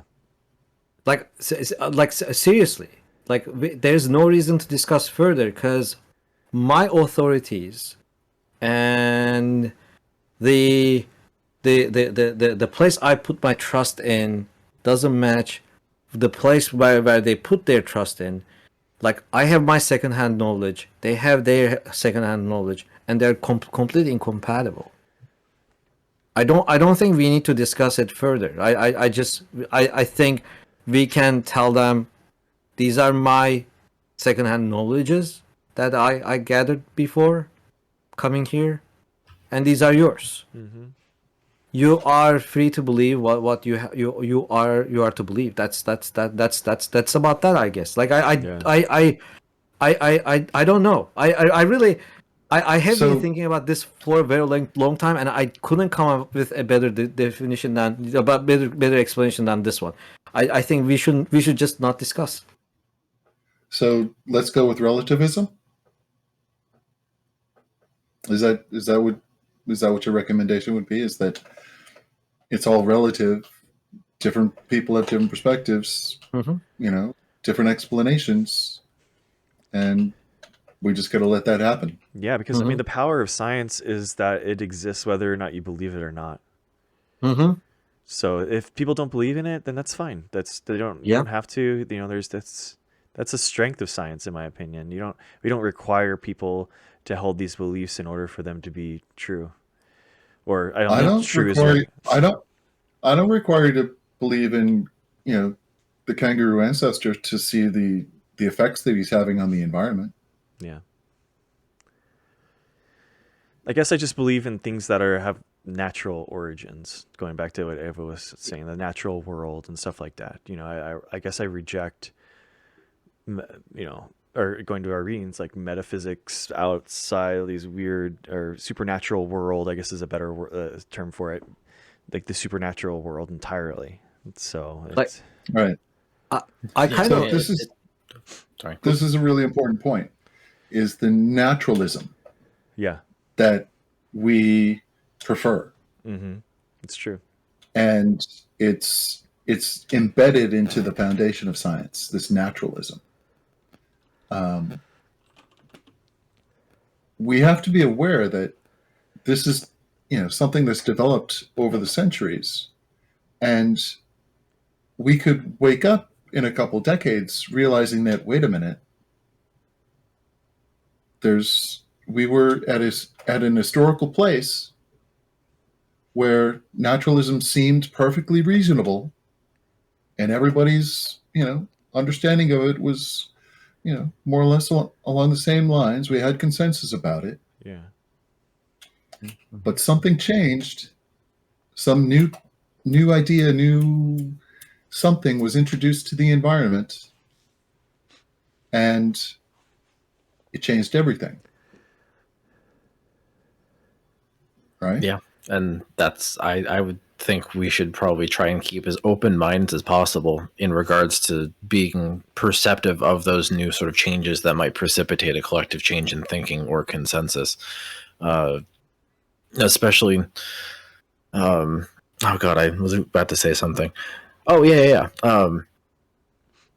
This is probably, I think, a preview of next week, but I kind of think of Popper when sort of thinking about this issue is, if somebody proposes, say, the ancestor is responsible for the water flow, I could say, oh, okay. Can I ask them how they're doing that? Could I go talk to the ancestor? Can I interact with them? Can you, give me whatever drugs you're smoking? Can I smoke them too and go talk to the ancestor? That would be awesome. Let me do that. That would be very interesting to me, but a lot of that is probably not possible. And so therefore we can kind of do what Eva was saying and say, okay, well, this is something that I can't really test or explore to a greater detail. So we're kind of arriving at the same endpoint of, we have to operate under our current consensus, but not out of a notion of, well, you're just silly, you're ridiculous, you believe in, kangaroo spirits making waters move, but it's more like, oh, okay, well, I wanted to explore your belief system, but I don't have the means to commune with your ancestors, so therefore I can't really interact with this anymore. That's kind of my approach, is to say, okay, let's explore all of the ideas to see which ones are the best. So if I can't explore that idea, then that's not the greatest of ideas. Yeah, and I think, as both Marcus and Greg is saying, they what we are trying to explain is out there, and we are trying to find a consistent explanation across many fields, maybe. Yeah. And if someone doesn't want to do that and just wants to fall back on a simple explanation, I think that's totally fine. I think making these explanations can move the society forward with the other discoveries coming with this, yes. But then that could help the society move forward. But not everybody has to be on board with me to do the same act I'm doing, when doing science. Maybe I don't know. I would have a really hard Yeah. time though if I ever was given, let's say that kangaroo spirit came to me, and and it manifested in myself to me. I know the fallibility of the human mind and stuff like that, and I thought maybe my brain's just gone weird. It would be really, really, really hard for me to accept that, that it was the kangaroo spirits all along that was doing my nanoparticle experiments or the evolution. It's I mean, it's, I guess I can't, I can't, based off what I said, thinking scientifically, I can't make 100% accurate statement, but it is as zero can be. 0 Googleplex 1 chance of happening. Well, I mean, even if the kangaroo spirit did visit you, you could always apply something that I've heard you say a bunch. And, is that replicatable? Can I induce the Yeah, kangaroo exactly. spirit to visit my friends and all of the other people in the field? How Exactly. repeatable is the kangaroo spirit commune in our observation of water flow? So, Right. even then, I think there's still more heuristics you could probably apply to that situation to further like justify a consensus when a sort of heterodoxy to that consensus is proposed. Yeah. That's a good way of putting All it. right, so let me try another. Not so much in terms of geography, but in terms of physics, right? For quite a while, there was this thing that was really hot in physics called string theory. And what if string theory, the explanation for it, and the ability to even test it was embedded into this Aboriginal culture in Australia? And they knew how to do it. They just couldn't explain it to you because you didn't speak the same language, you didn't have the same kind of ideas about things, different categories of things. But if you did access it and you were able to understand what they were saying, you could open up string theory as a viable option and not simply metaphysics. Well, now you're talking about a natural process that could be used in order to describe that thing. So now it's like, okay, well, now we're talking in the realm of the natural world, and I can try to reproduce it and that kind of thing. All right. So does science only pertain to the natural world? And what is, I mean, how far do we extend the word natural? How inclusive is it? Everything that has a natural process that we can describe. If it's happening, if it can happen, I think that's yeah. Like, Yeah, I mean, I'd agree with that. Anything that's happening around us, humans are part of nature too. So things that we do count. Like I'd go so far, like people will have their own beliefs about God, and then they're kind of like keeping like souls. They'll keep like souls, and like maybe souls are a thing. And I reject that too. I don't think we've found the existence of souls in our brain. I don't know if we've, the idea that you'd have like some supernatural and natural experiment. Like I don't know how you would twine both of those ideas together into a single experiment for reproducibility. It'd just be. I mean, it'd be cool if it could happen. like I would say if something is within the like realm of possibilities, then it's not supernatural. Like that would be as like far as I would want to go. Like if we are talking about if something is within the realm of possibilities, then it's not supernatural. It's natural.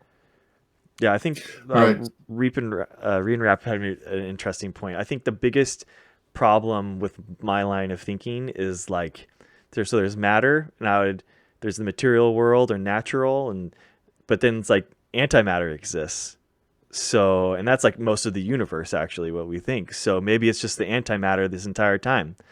So, who knows? Could be. It could be. Yeah. All right. Well, let me think here for a second. You observe a natural phenomenon, and it may even be a social phenomenon, but you have no explanation for it. You can't explain how it happened, right? And I can give you a couple examples. It all focused on the same time period. I was in the Marshall Islands, in the Outer Islands, and I think it was a Sunday, and everybody was out, gone to church, and I decided to just sit by the beach and hang out by a coconut tree and watch the waves and the wind and just be quiet for a little while, contemplate things. Inevitably, in the Marshall Islands, if you're alone, somebody will come and sit next to you. You're not I mean, there's a cultural taboo about being alone. So Alan, 14-year-old neighbor, sits down, and we don't have to speak. Speaking is not required. So I'm sitting there on a random Sunday, looking at the lagoon, watching the waves and the wind, and I start thinking about my family, and how I miss my family because I haven't seen them in a long time. Like, I don't know, 5 seconds later, he goes, "You miss your family, don't you?" And I was like, "Yeah." And then we go back to not speaking for a little while. And I think, really, just thinking as we're not moving. And I think I'd like some coffee. It's like a few seconds later, I was like, "Do you want me to go get you some coffee?"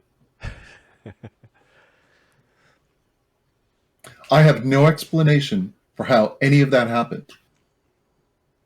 But it happened. It's a naturalistic phenomenon. Humans interacting in culturally appropriate ways. But how did that happen? Correlation does not equal causation. It could just been a random happenstance that happens, Twice in a few minutes? Sure. Two totally random things. Could I be miss my 100. family and I want some coffee. Could be 100 things. It's just Okay, there are two ways to go around this issue. I think one of them is Greg's approach, and one of them you can also say, missing family and wanting coffee. They are pretty common things that we do in our lives. I miss my family pretty often. I haven't seen them for 4 years or something. And I want coffee very often. So those are the things I do. always go for those coffee.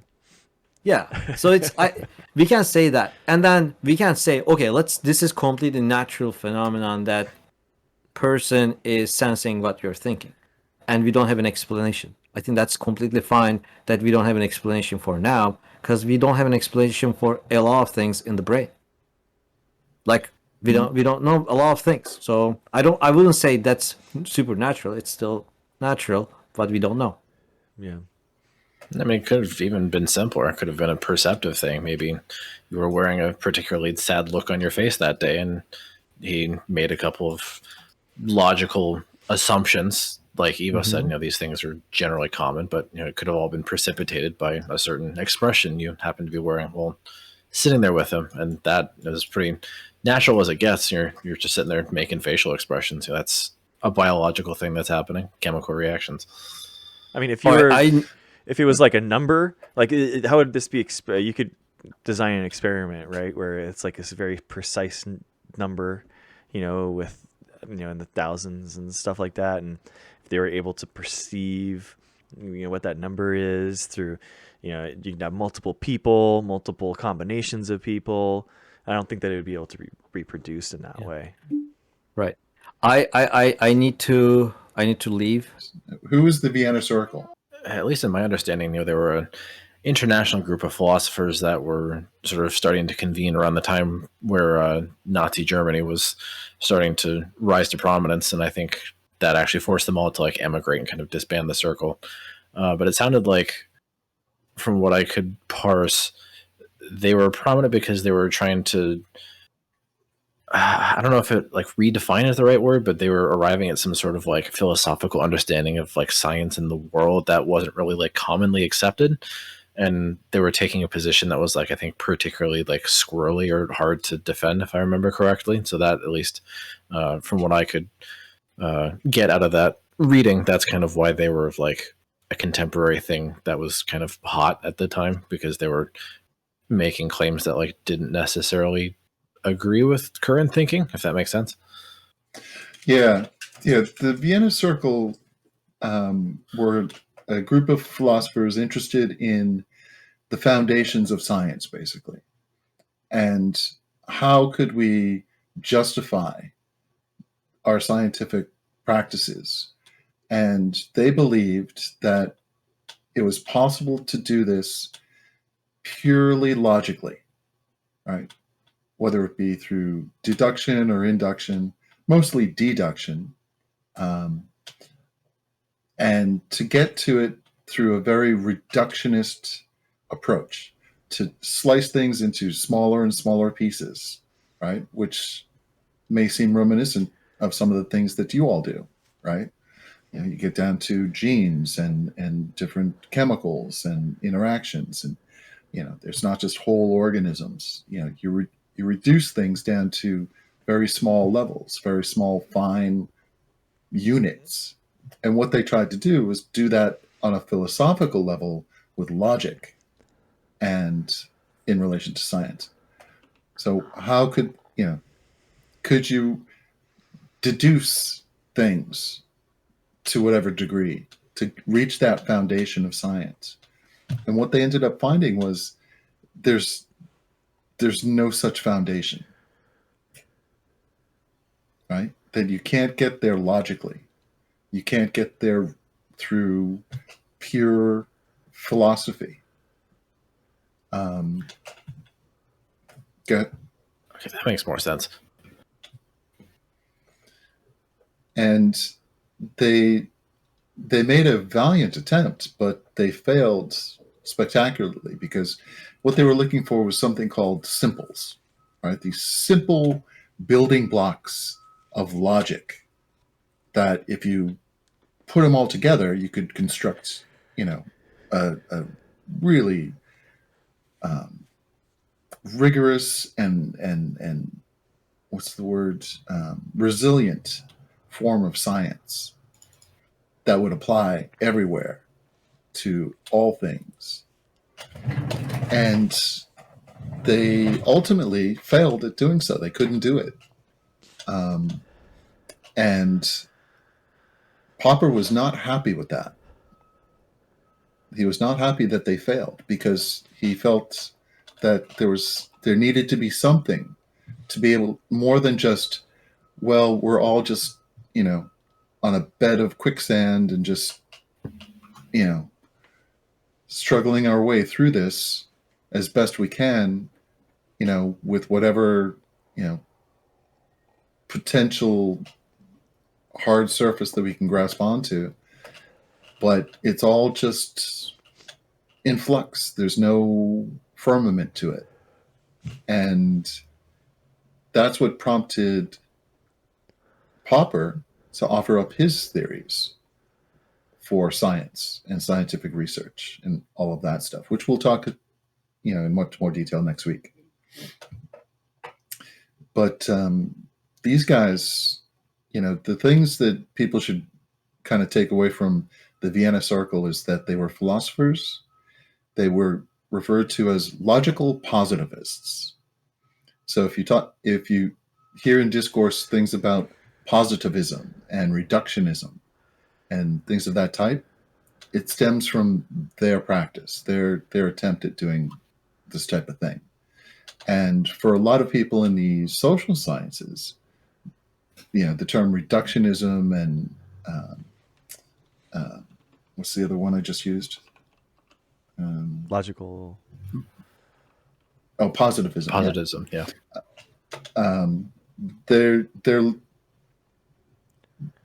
Those things are said with disdain in the social sciences, because the social sciences don't approach science the way hard sciences do, right? And we even got this distinction between hard and soft sciences. And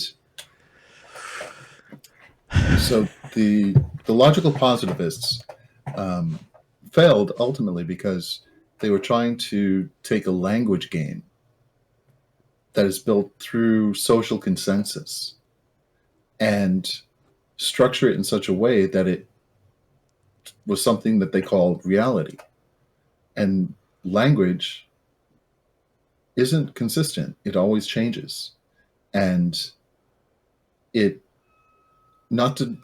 don't want people to make a mistake that if you change your language, you change your thinking. That's I'm not saying that there's a direct correlation or causal link, but there is an influential back and forth.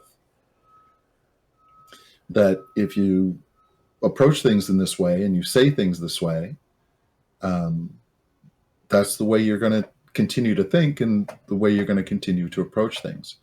But if you change it, you might begin to change, the way you behave as well. It's not you can't reduce it to language influences thought or thought influences language, because that's an equation that doesn't really work that way. But that's what they were thinking. And if they could, through language, reach these irreducible simples, they could find that justification for science, and they just failed. I mean, it was good exercise, but ultimately they failed. And yet their ideas are still popular, and people still want to, not popular. Their ideas still hold resonance for some people, and they still want to pursue that line of thinking and that line of philosophical research, for lack of a better word. I guess I just keep going back to the point of, like, you can reduce something all you want, but then you got to take those Lego bricks and put them together again in order to make the car. You can't just, if you're going to break something down like that, that's good. I like the definition and everything like that. But if you can't build the car again, I don't know. I need experiments. I need to see some application to the thought. I don't know. It's hard for me to, I respect it. I think it's like an interesting thought experiment, but if you're just making backgrounds and hypotheses, then all you've made are hypotheses and they're untested. So I don't know. Right. What do you think, Marcus? So, yeah.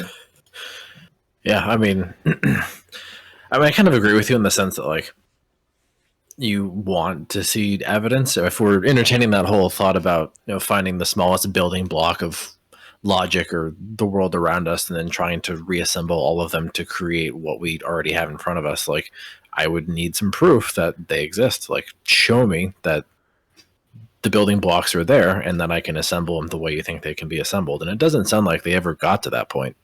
So I would probably agree with rejecting the Vienna Circle's just overall approach and ideology, because it just sounds like it was exactly that. When what about the critique of metaphysics? Do you think that is like more valid today and it's not as much of a failure? Well, first question is, what do you mean by metaphysics? I was about to ask that. Yeah. Yeah. What do you mean by your question of metaphysics? All right. So personally, I tend to not use the word metaphysics. Okay. To me, that means beyond physics, right? So it's beyond physics, which is an understandable concept, but I don't think it's very intelligible, because it could mean too many things.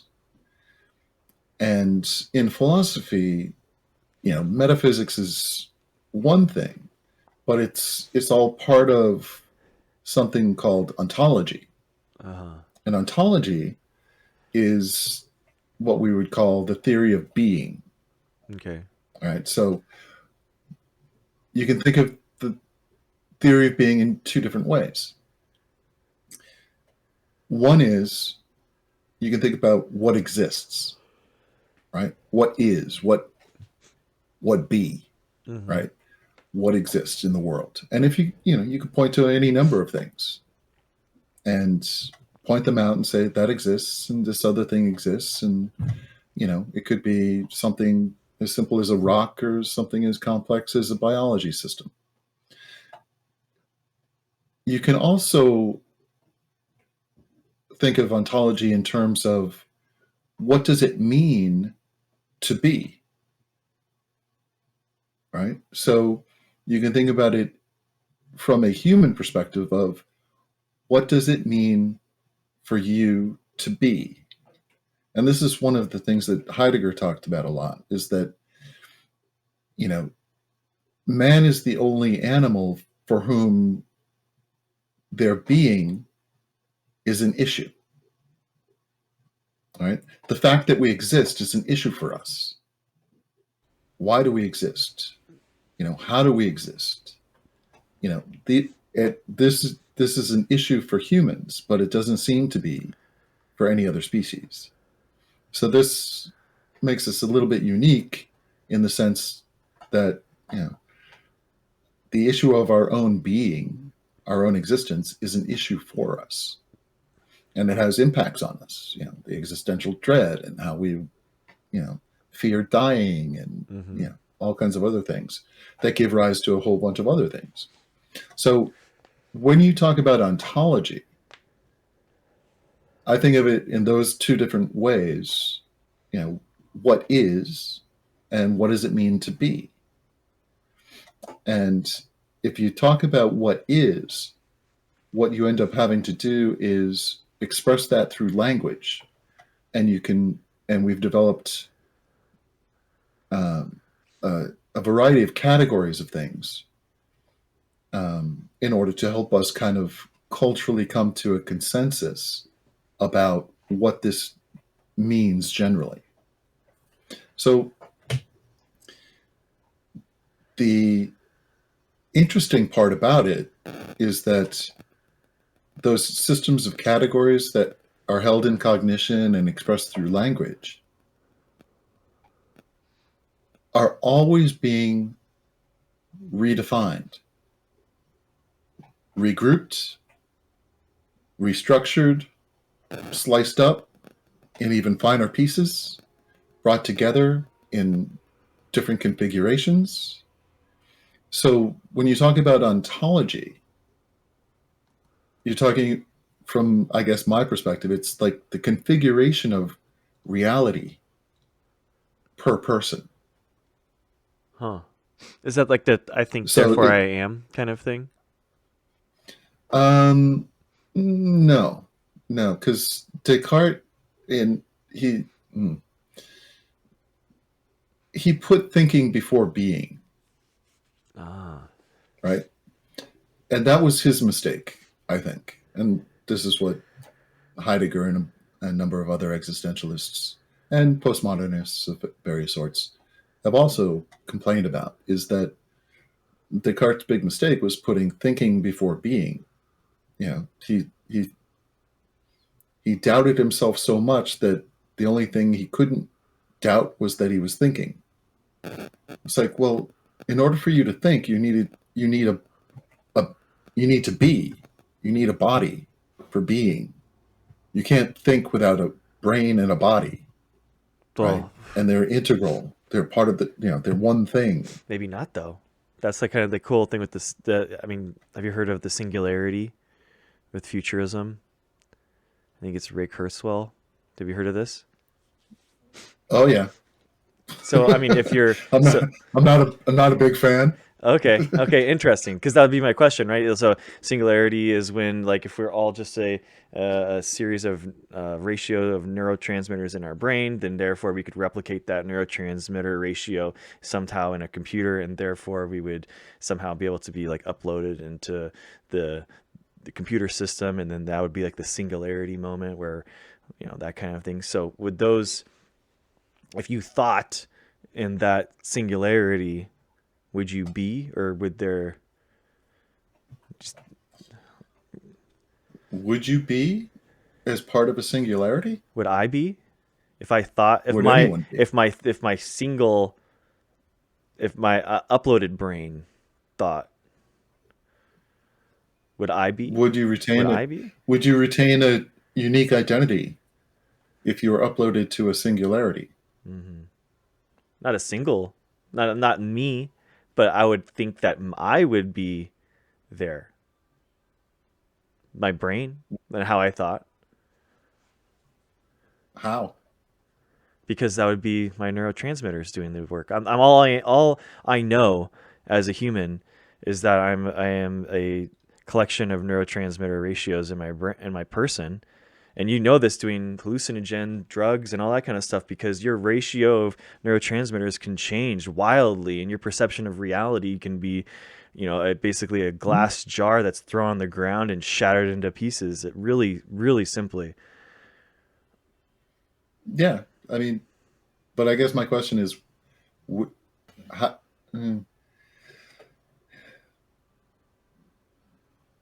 would it even be possible to identify you within that singularity? You as something separate and unique and, removable, I guess, from that reality, from that singularity. I mean, I'm not so sure. I think the idea is that they would all be distinct, quote unquote, brains, but those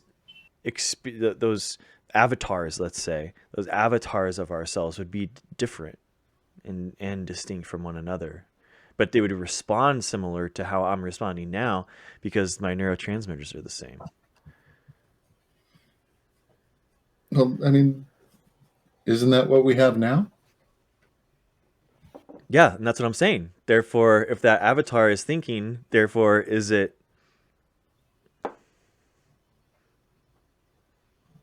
I mean, well, I'm saying that the description you're making is just what we do now.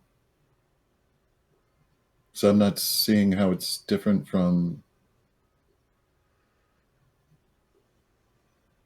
I'm not seeing how it can be a singularity.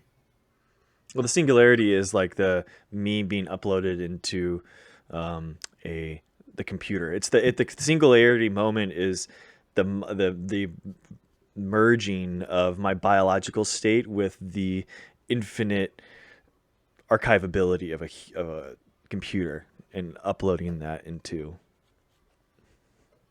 forever. My person, my avatar, is being made into a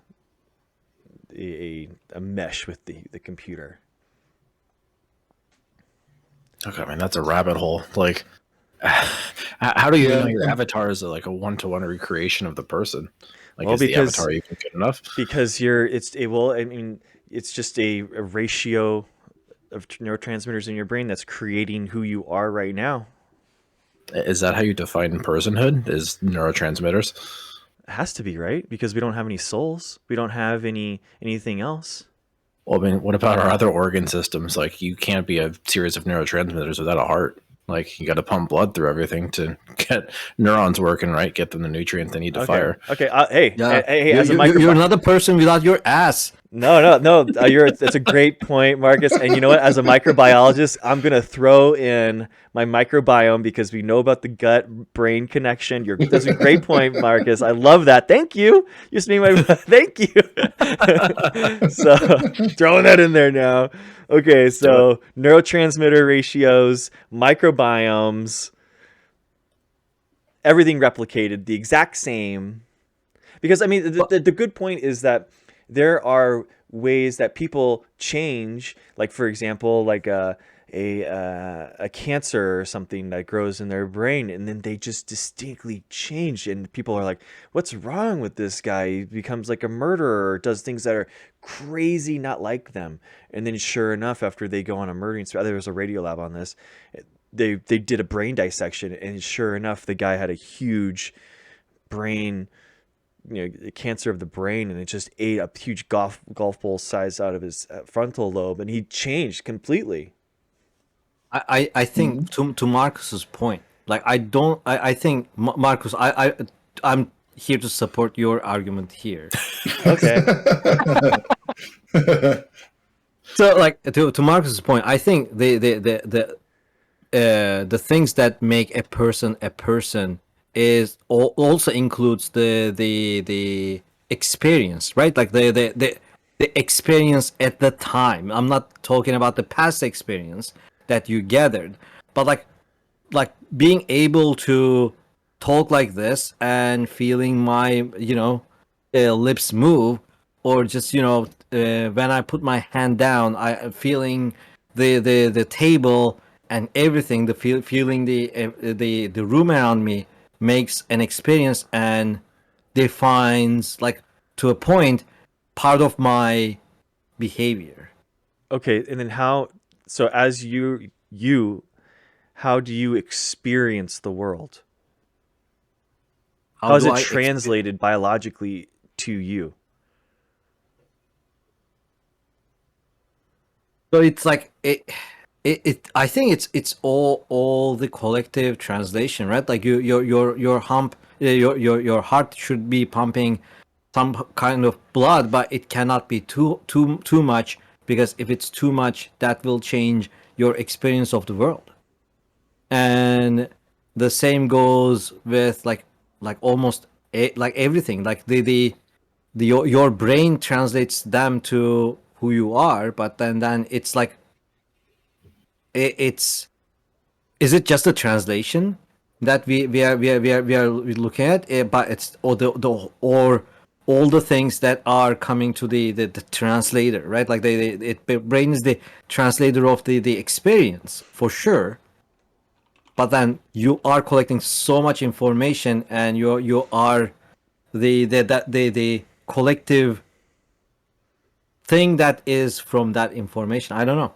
I think that basically our past experiences and our ability to be present in the world all comes down to biology, and the natural world, and I think that relates to our microbiome and our brain and our neurotransmitters and all that kind of stuff. I mean, it has to, right? We don't believe in souls. I don't believe in souls. No.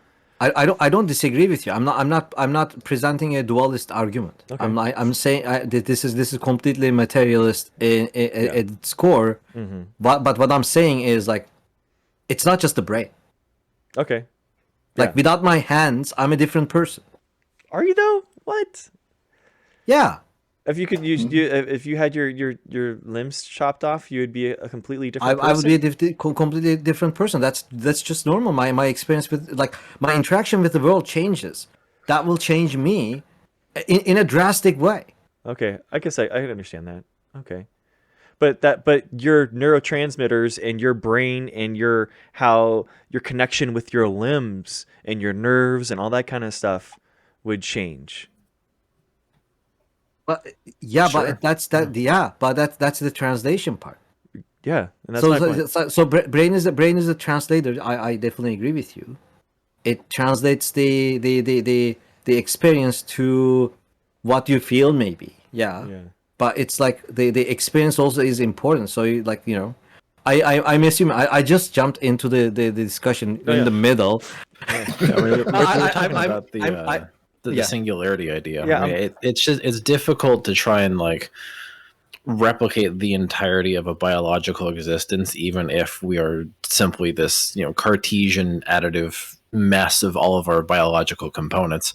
It's very difficult to, like, digitize and upload that. Like, you could maybe possibly recapture the brain networking and processing power of an individual brain, and then upload that into a computer-based storage system. But even then, like, that act one is sort of creating a copy. It's not the original. And two, even if it was somehow a magic uploading of the original, you're still changing it because now it exists in a different space. Yeah, it wouldn't be me. It wouldn't be this lived experience that I have, but that avatar that could be uploaded theoretically, if it thought, would it be? That's kind of my question. I'm trying to, like, figure out metaphysics. I see what you mean. So if you uploaded a consciousness, would that consciousness have the ability to think and therefore think that it's real? Exactly. Like, is AI the ability to think in a mathematical way? Like, is that being too? Can I make this question ask this question in a different way? Yeah, like, I was just trying to think about slightly. metaphysics and stuff. We were talking about the Vienna Circle and trying, like, how they were trying to, like, simplify all of this, and I was trying to simplify kind of like it in my brain, which is a naturalist, try to think that. So if you upload yourself, or you create an exact copy of yourself just next to you, would that be you? No, because there would be a different lived experience with that thing, because it's separate and it's seeing me. So how would it wouldn't be me. Like if I made a clone of yeah, myself and it grew up over time, you know, it's an environmental plus genetic factor that would. with all the past experiences, we are just creating an exact copy of you right now and putting next to you and start the time again. Would that be you? If it had the exact same neurotransmitters and my exact same brain and all that kind of stuff, it would even have my memories. But starting point is the same. But would that still be you? That's kind of the question. I think you know, it like would be in the fact that it would have all my memories in it, but then at that point it would be new, and it would have its own branch. But it thinks, so then we say it thinks, therefore it is. Well, I mean, Yeah, I think what Buenabun was saying about Descartes, like, you know, he put the cart before the horse, no pun intended with the name, but, you know, like he deliberately was trying to say that, you know, he thought himself into existence because he had so much doubt about, you know, his place in reality. So if we're starting from the opposite end, if we have a clone of you that's immediately placed next to you, entirely shared everything from, you know, birth to present day, okay, well, we're starting from it's now in being. Does that mean it can think? And in theory, yeah, it could think. And if we're trying to like re-encapsulate that in the singularity, okay, maybe if it can think, but that doesn't, like, that thinking might come with an awareness that it's not like corporeal, like it's in a singularity. So I don't know if it would necessarily be as a, you know, recreation, but it could be in the form of a perceptible thing. Like it could perceive itself in its singularity housing, for lack of a better way to put it. Or So I maybe guess not. B could be split into a whole bunch of different definitions of what it is to be in this particular context. What do you think? Yeah, I guess what I'm saying is that, you know, in terms of how I understand being, the notion of a singularity and uploading whatever to the singularity is just another reflection of this dualism, this Cartesian dualism that I reject. And so in that sense, it doesn't make sense to me.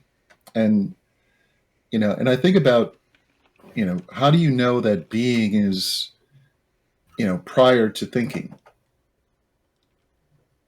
Well, all right, let's think about it for a second.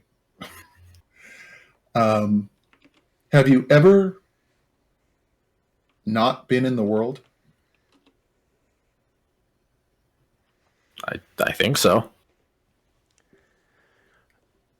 Where you My were atoms weren't in this world. I mean, we've collected over time. Talking about my atoms collective. Yeah, I guess the essence, the building blocks of my being have always been part of the world, but their current arrangement, not so much. And what's the definition of me here? right, but outside of that current arrangement, they're not you. Yeah, if we're defining me as the current arrangement, then yeah, I would agree with that. But atoms have left me because I've shed skin cells and my everything regenerates and everything like that. So there are pieces of me that are in the entire world. You might have breathed me in, literally. Then is it you? I mean, it's my atom. Well, this is kind of like the interesting question about the whether or not information is lost within a black hole, and this is the Hawking's debate, right? Is information ever lost within a black hole? I think that's like an interesting question. Yeah, I don't know that's beyond my if we pay have grade. enough information to answer that question. You know, we don't have any example of information from a black hole, information going into and then out of a black hole. And what's our definition of information on that end too? It was like the arrangement of molecules and things happening going in. Yeah, it's look it up. It's an interesting like debate and stuff that's like conceptual and kind of in the same thing. But I feel like we're getting I'm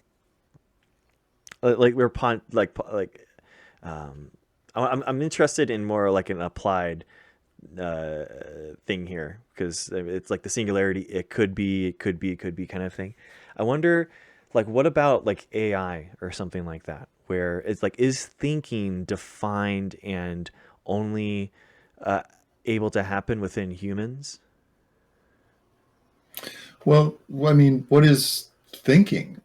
I mean, it's a complex, interwoven thing that includes not only language and rationality, but includes, emotion and feelings and um, perceptions that may not rise to the level of language. Mm-hmm. And, all of these things interplaying with one another um, within your cognition, which, I mean, even cognition is something we can't say is limited by, neurons or brains or, but we have a sense that it's kind of limited by the body, right? Can't really cognize things outside.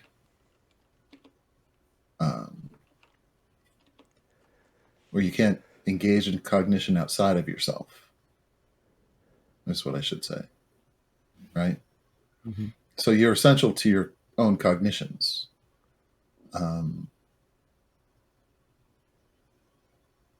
So if you were not you and you were something else, I mean, you could think about it in all kinds of ways. I mean, you could think about it as an algorithmic type of um, monitoring program that takes in, all kinds of information about different levels of, activities and temperatures and whatever. Mm-hmm. You can think about it in terms of robotics, where the robot would have an actual body per se, but would they have, the emotional capacity to think? Mm-hmm. This is one of the, some of the science fiction dilemmas that Asimov came up with and other people came up with. Philip K. Dick, in that you have a different sensory experience depending on the type of AI, assuming that we understand what that is, Mm-hmm. and how that would shape you and change you and have you affect the world in different ways. It's all a big, mystery box. I don't think you can, and we deal with this a little bit in the ethics course that I would teach. Um, you know, could you have an autonomous, artificial, not biological entity that was more or less a mirror of human beings, an android of sorts, Mm-hmm. that did not have emotions? And is that even possible? And depending on which kind of ethical perspective you take, if you're taking a deontological perspective, it's not really possible. Mm. If you're taking a consequentialist perspective, it's, I don't even know if it matters much. But what it came down to is that in order for this unit, this artificial being, to act human, it would need to be raised as human Yeah. from childhood, right? And the problem that we have is that we're mistrusting of things that could be more powerful than us. So physically, it certainly could be much more powerful than us. Mm-hmm. And if it were raised like from infancy and grew like a child into an adult, it would have probably some type of emotional sense of itself and sense of other people. in which case we'd have to trust it like it was just another person. But we have this distrust of these artificial beings that could destroy us, even though they're emotionally and intellectually just like us, and we destroy each other all the time. And so I don't know, it's a prickly issue, I would say. How about if we get away from the Turing test idea, which is like whether or not you could tell whether or not it's an AI or a robot or not, and it's like for example, like a real application of this would be the AI driven Tesla driving stuff, like the computer that drives a Tesla. I mean, even in the Tesla, Right. Well, even in that scenario, they pontificate. Like, even if you see a car that's driving and then they lose sight of it for whatever reason, the computer, the AI is driven to know, the AI is programmed to know, to think or give it percentage calculation of where that car could be in the future as to not hit it.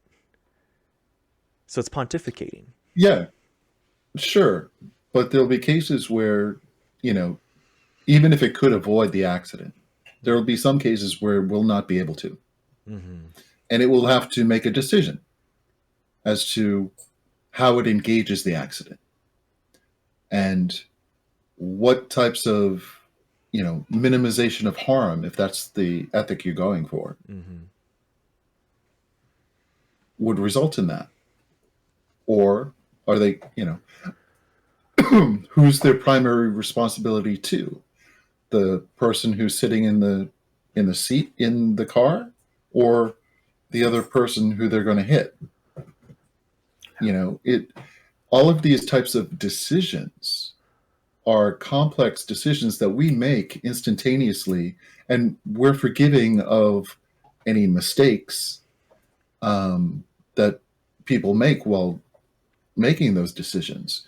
But are we as forgiving for a robotic or artificial intelligence that has been programmed?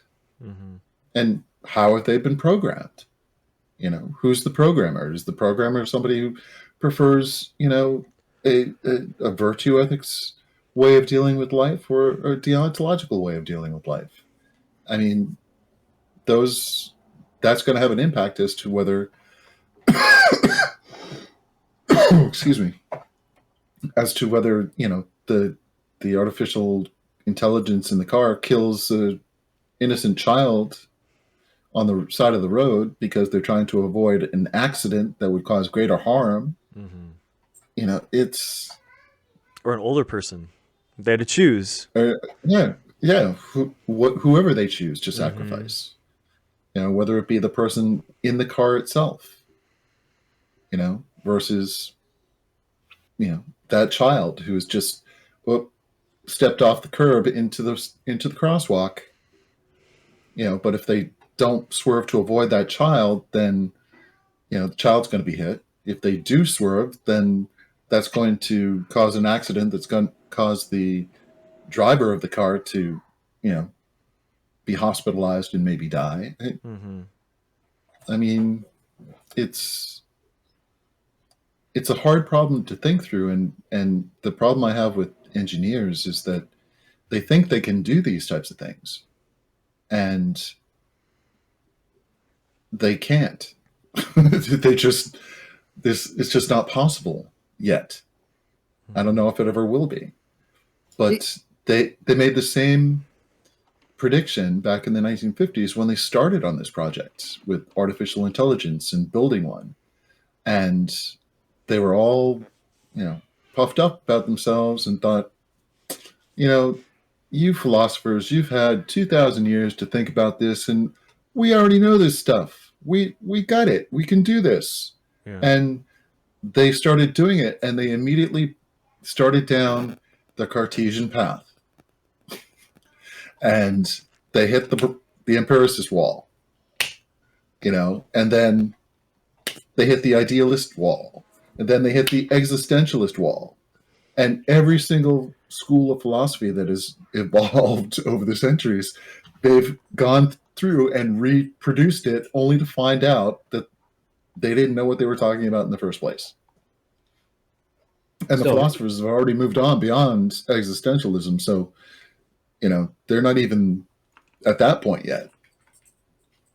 So I have some major kind of, what's the word?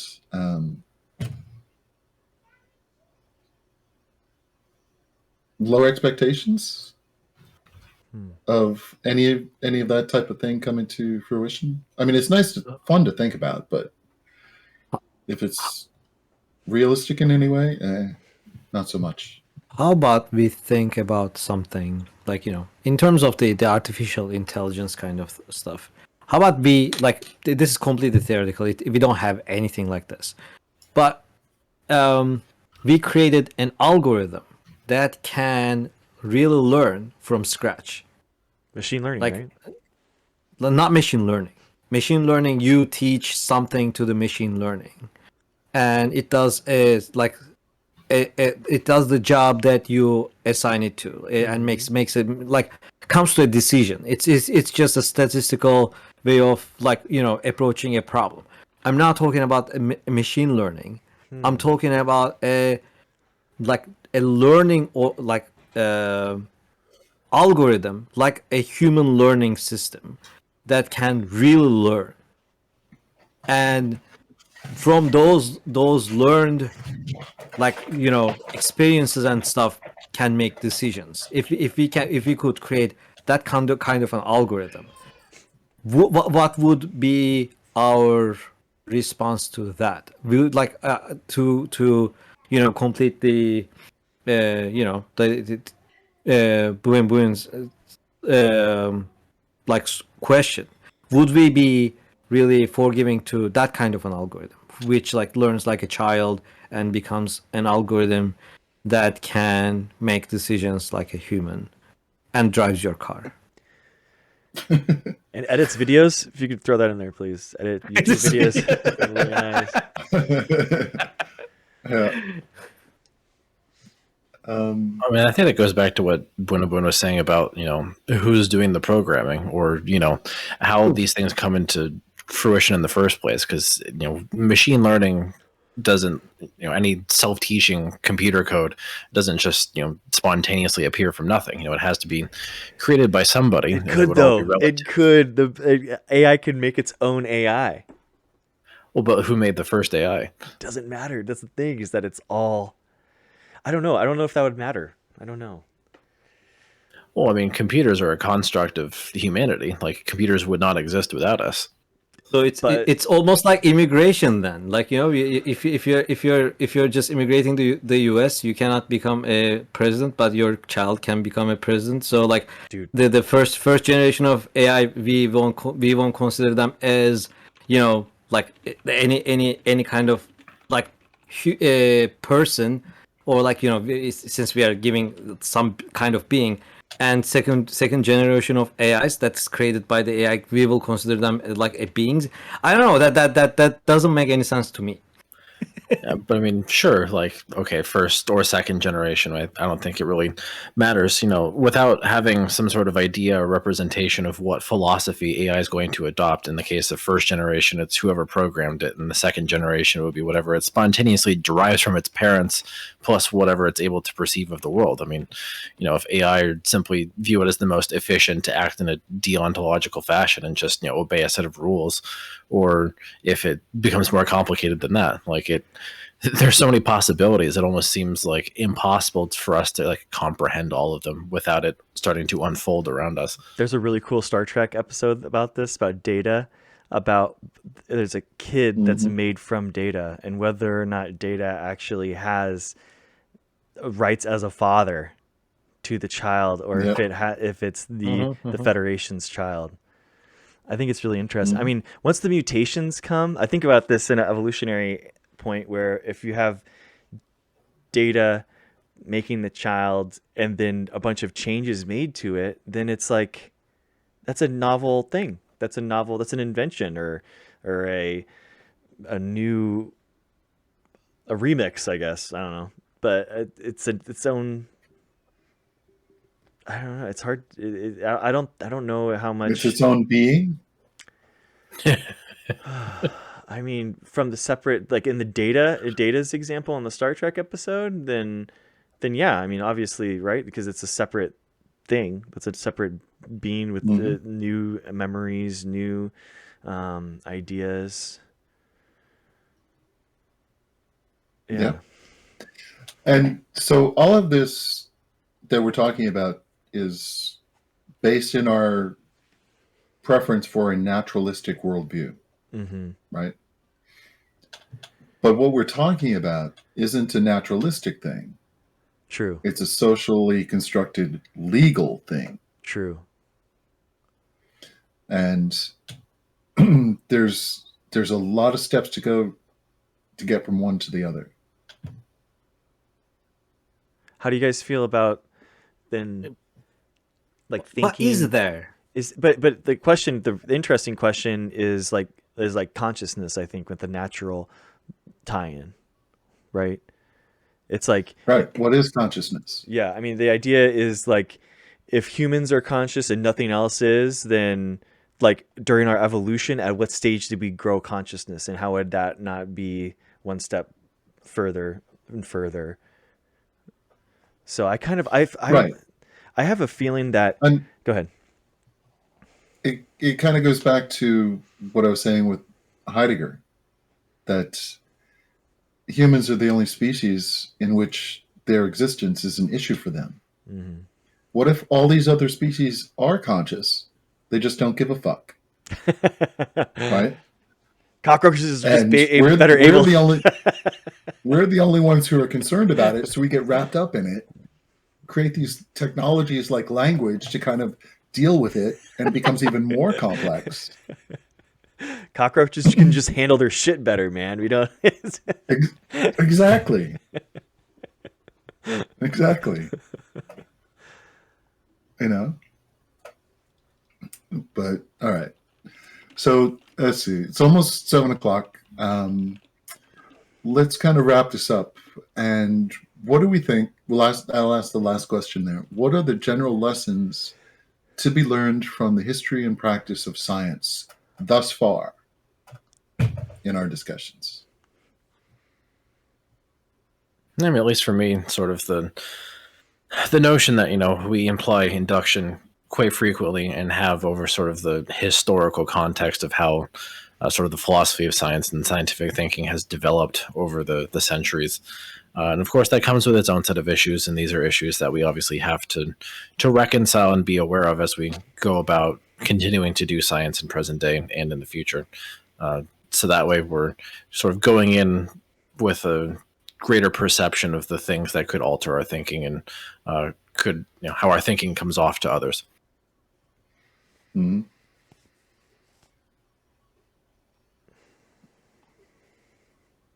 Yeah, and how we,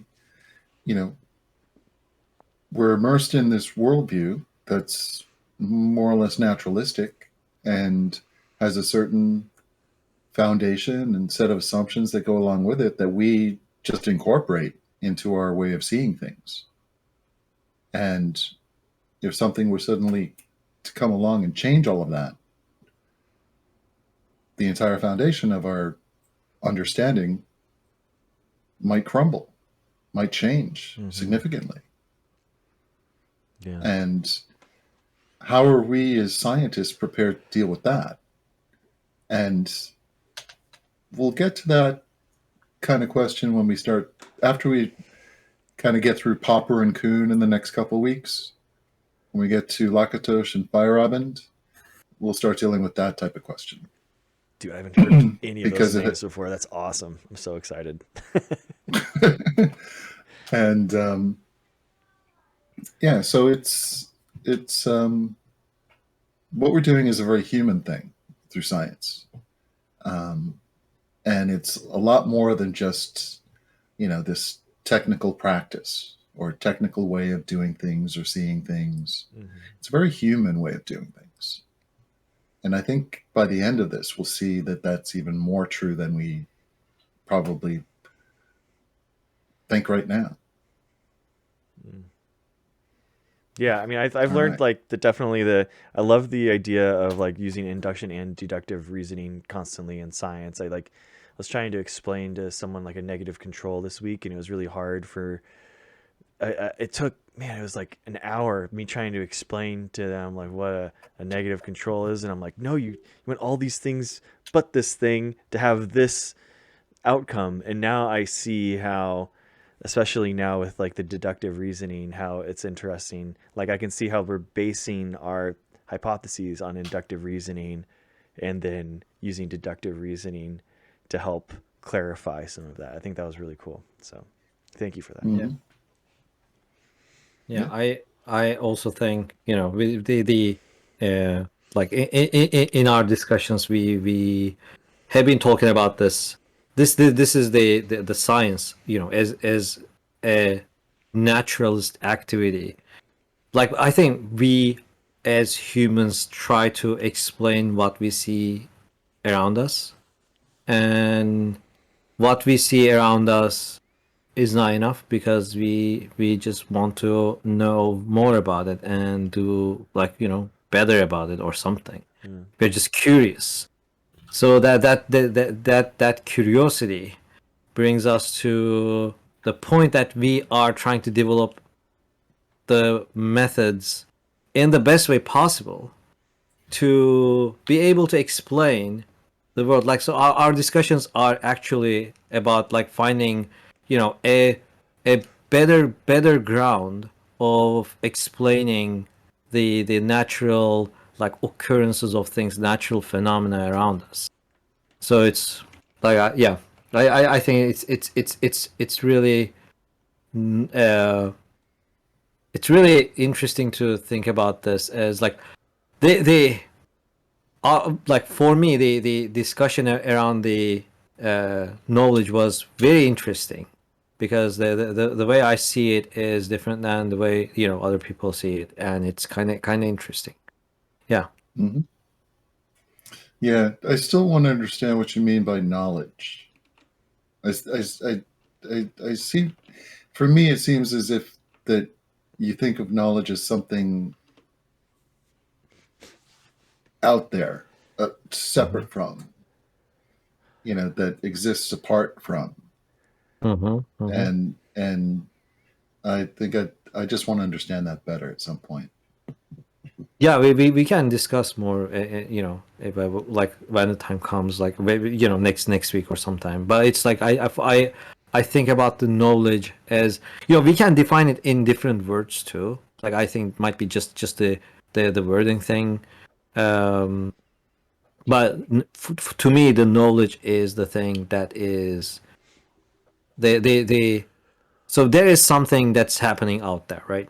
And that's what we are trying to explain, and the knowledge of the thing that's happening is out there. We are trying to gather that knowledge from that thing happening, and we are trying to explain the thing in the right way. And our explanation, that's why I said this goes to like very Platonic way of thinking about knowledge, because it's like it's just the idea of it being there, and we are trying to explain that idea with the models we are creating. So that's how I see knowledge in that sense. I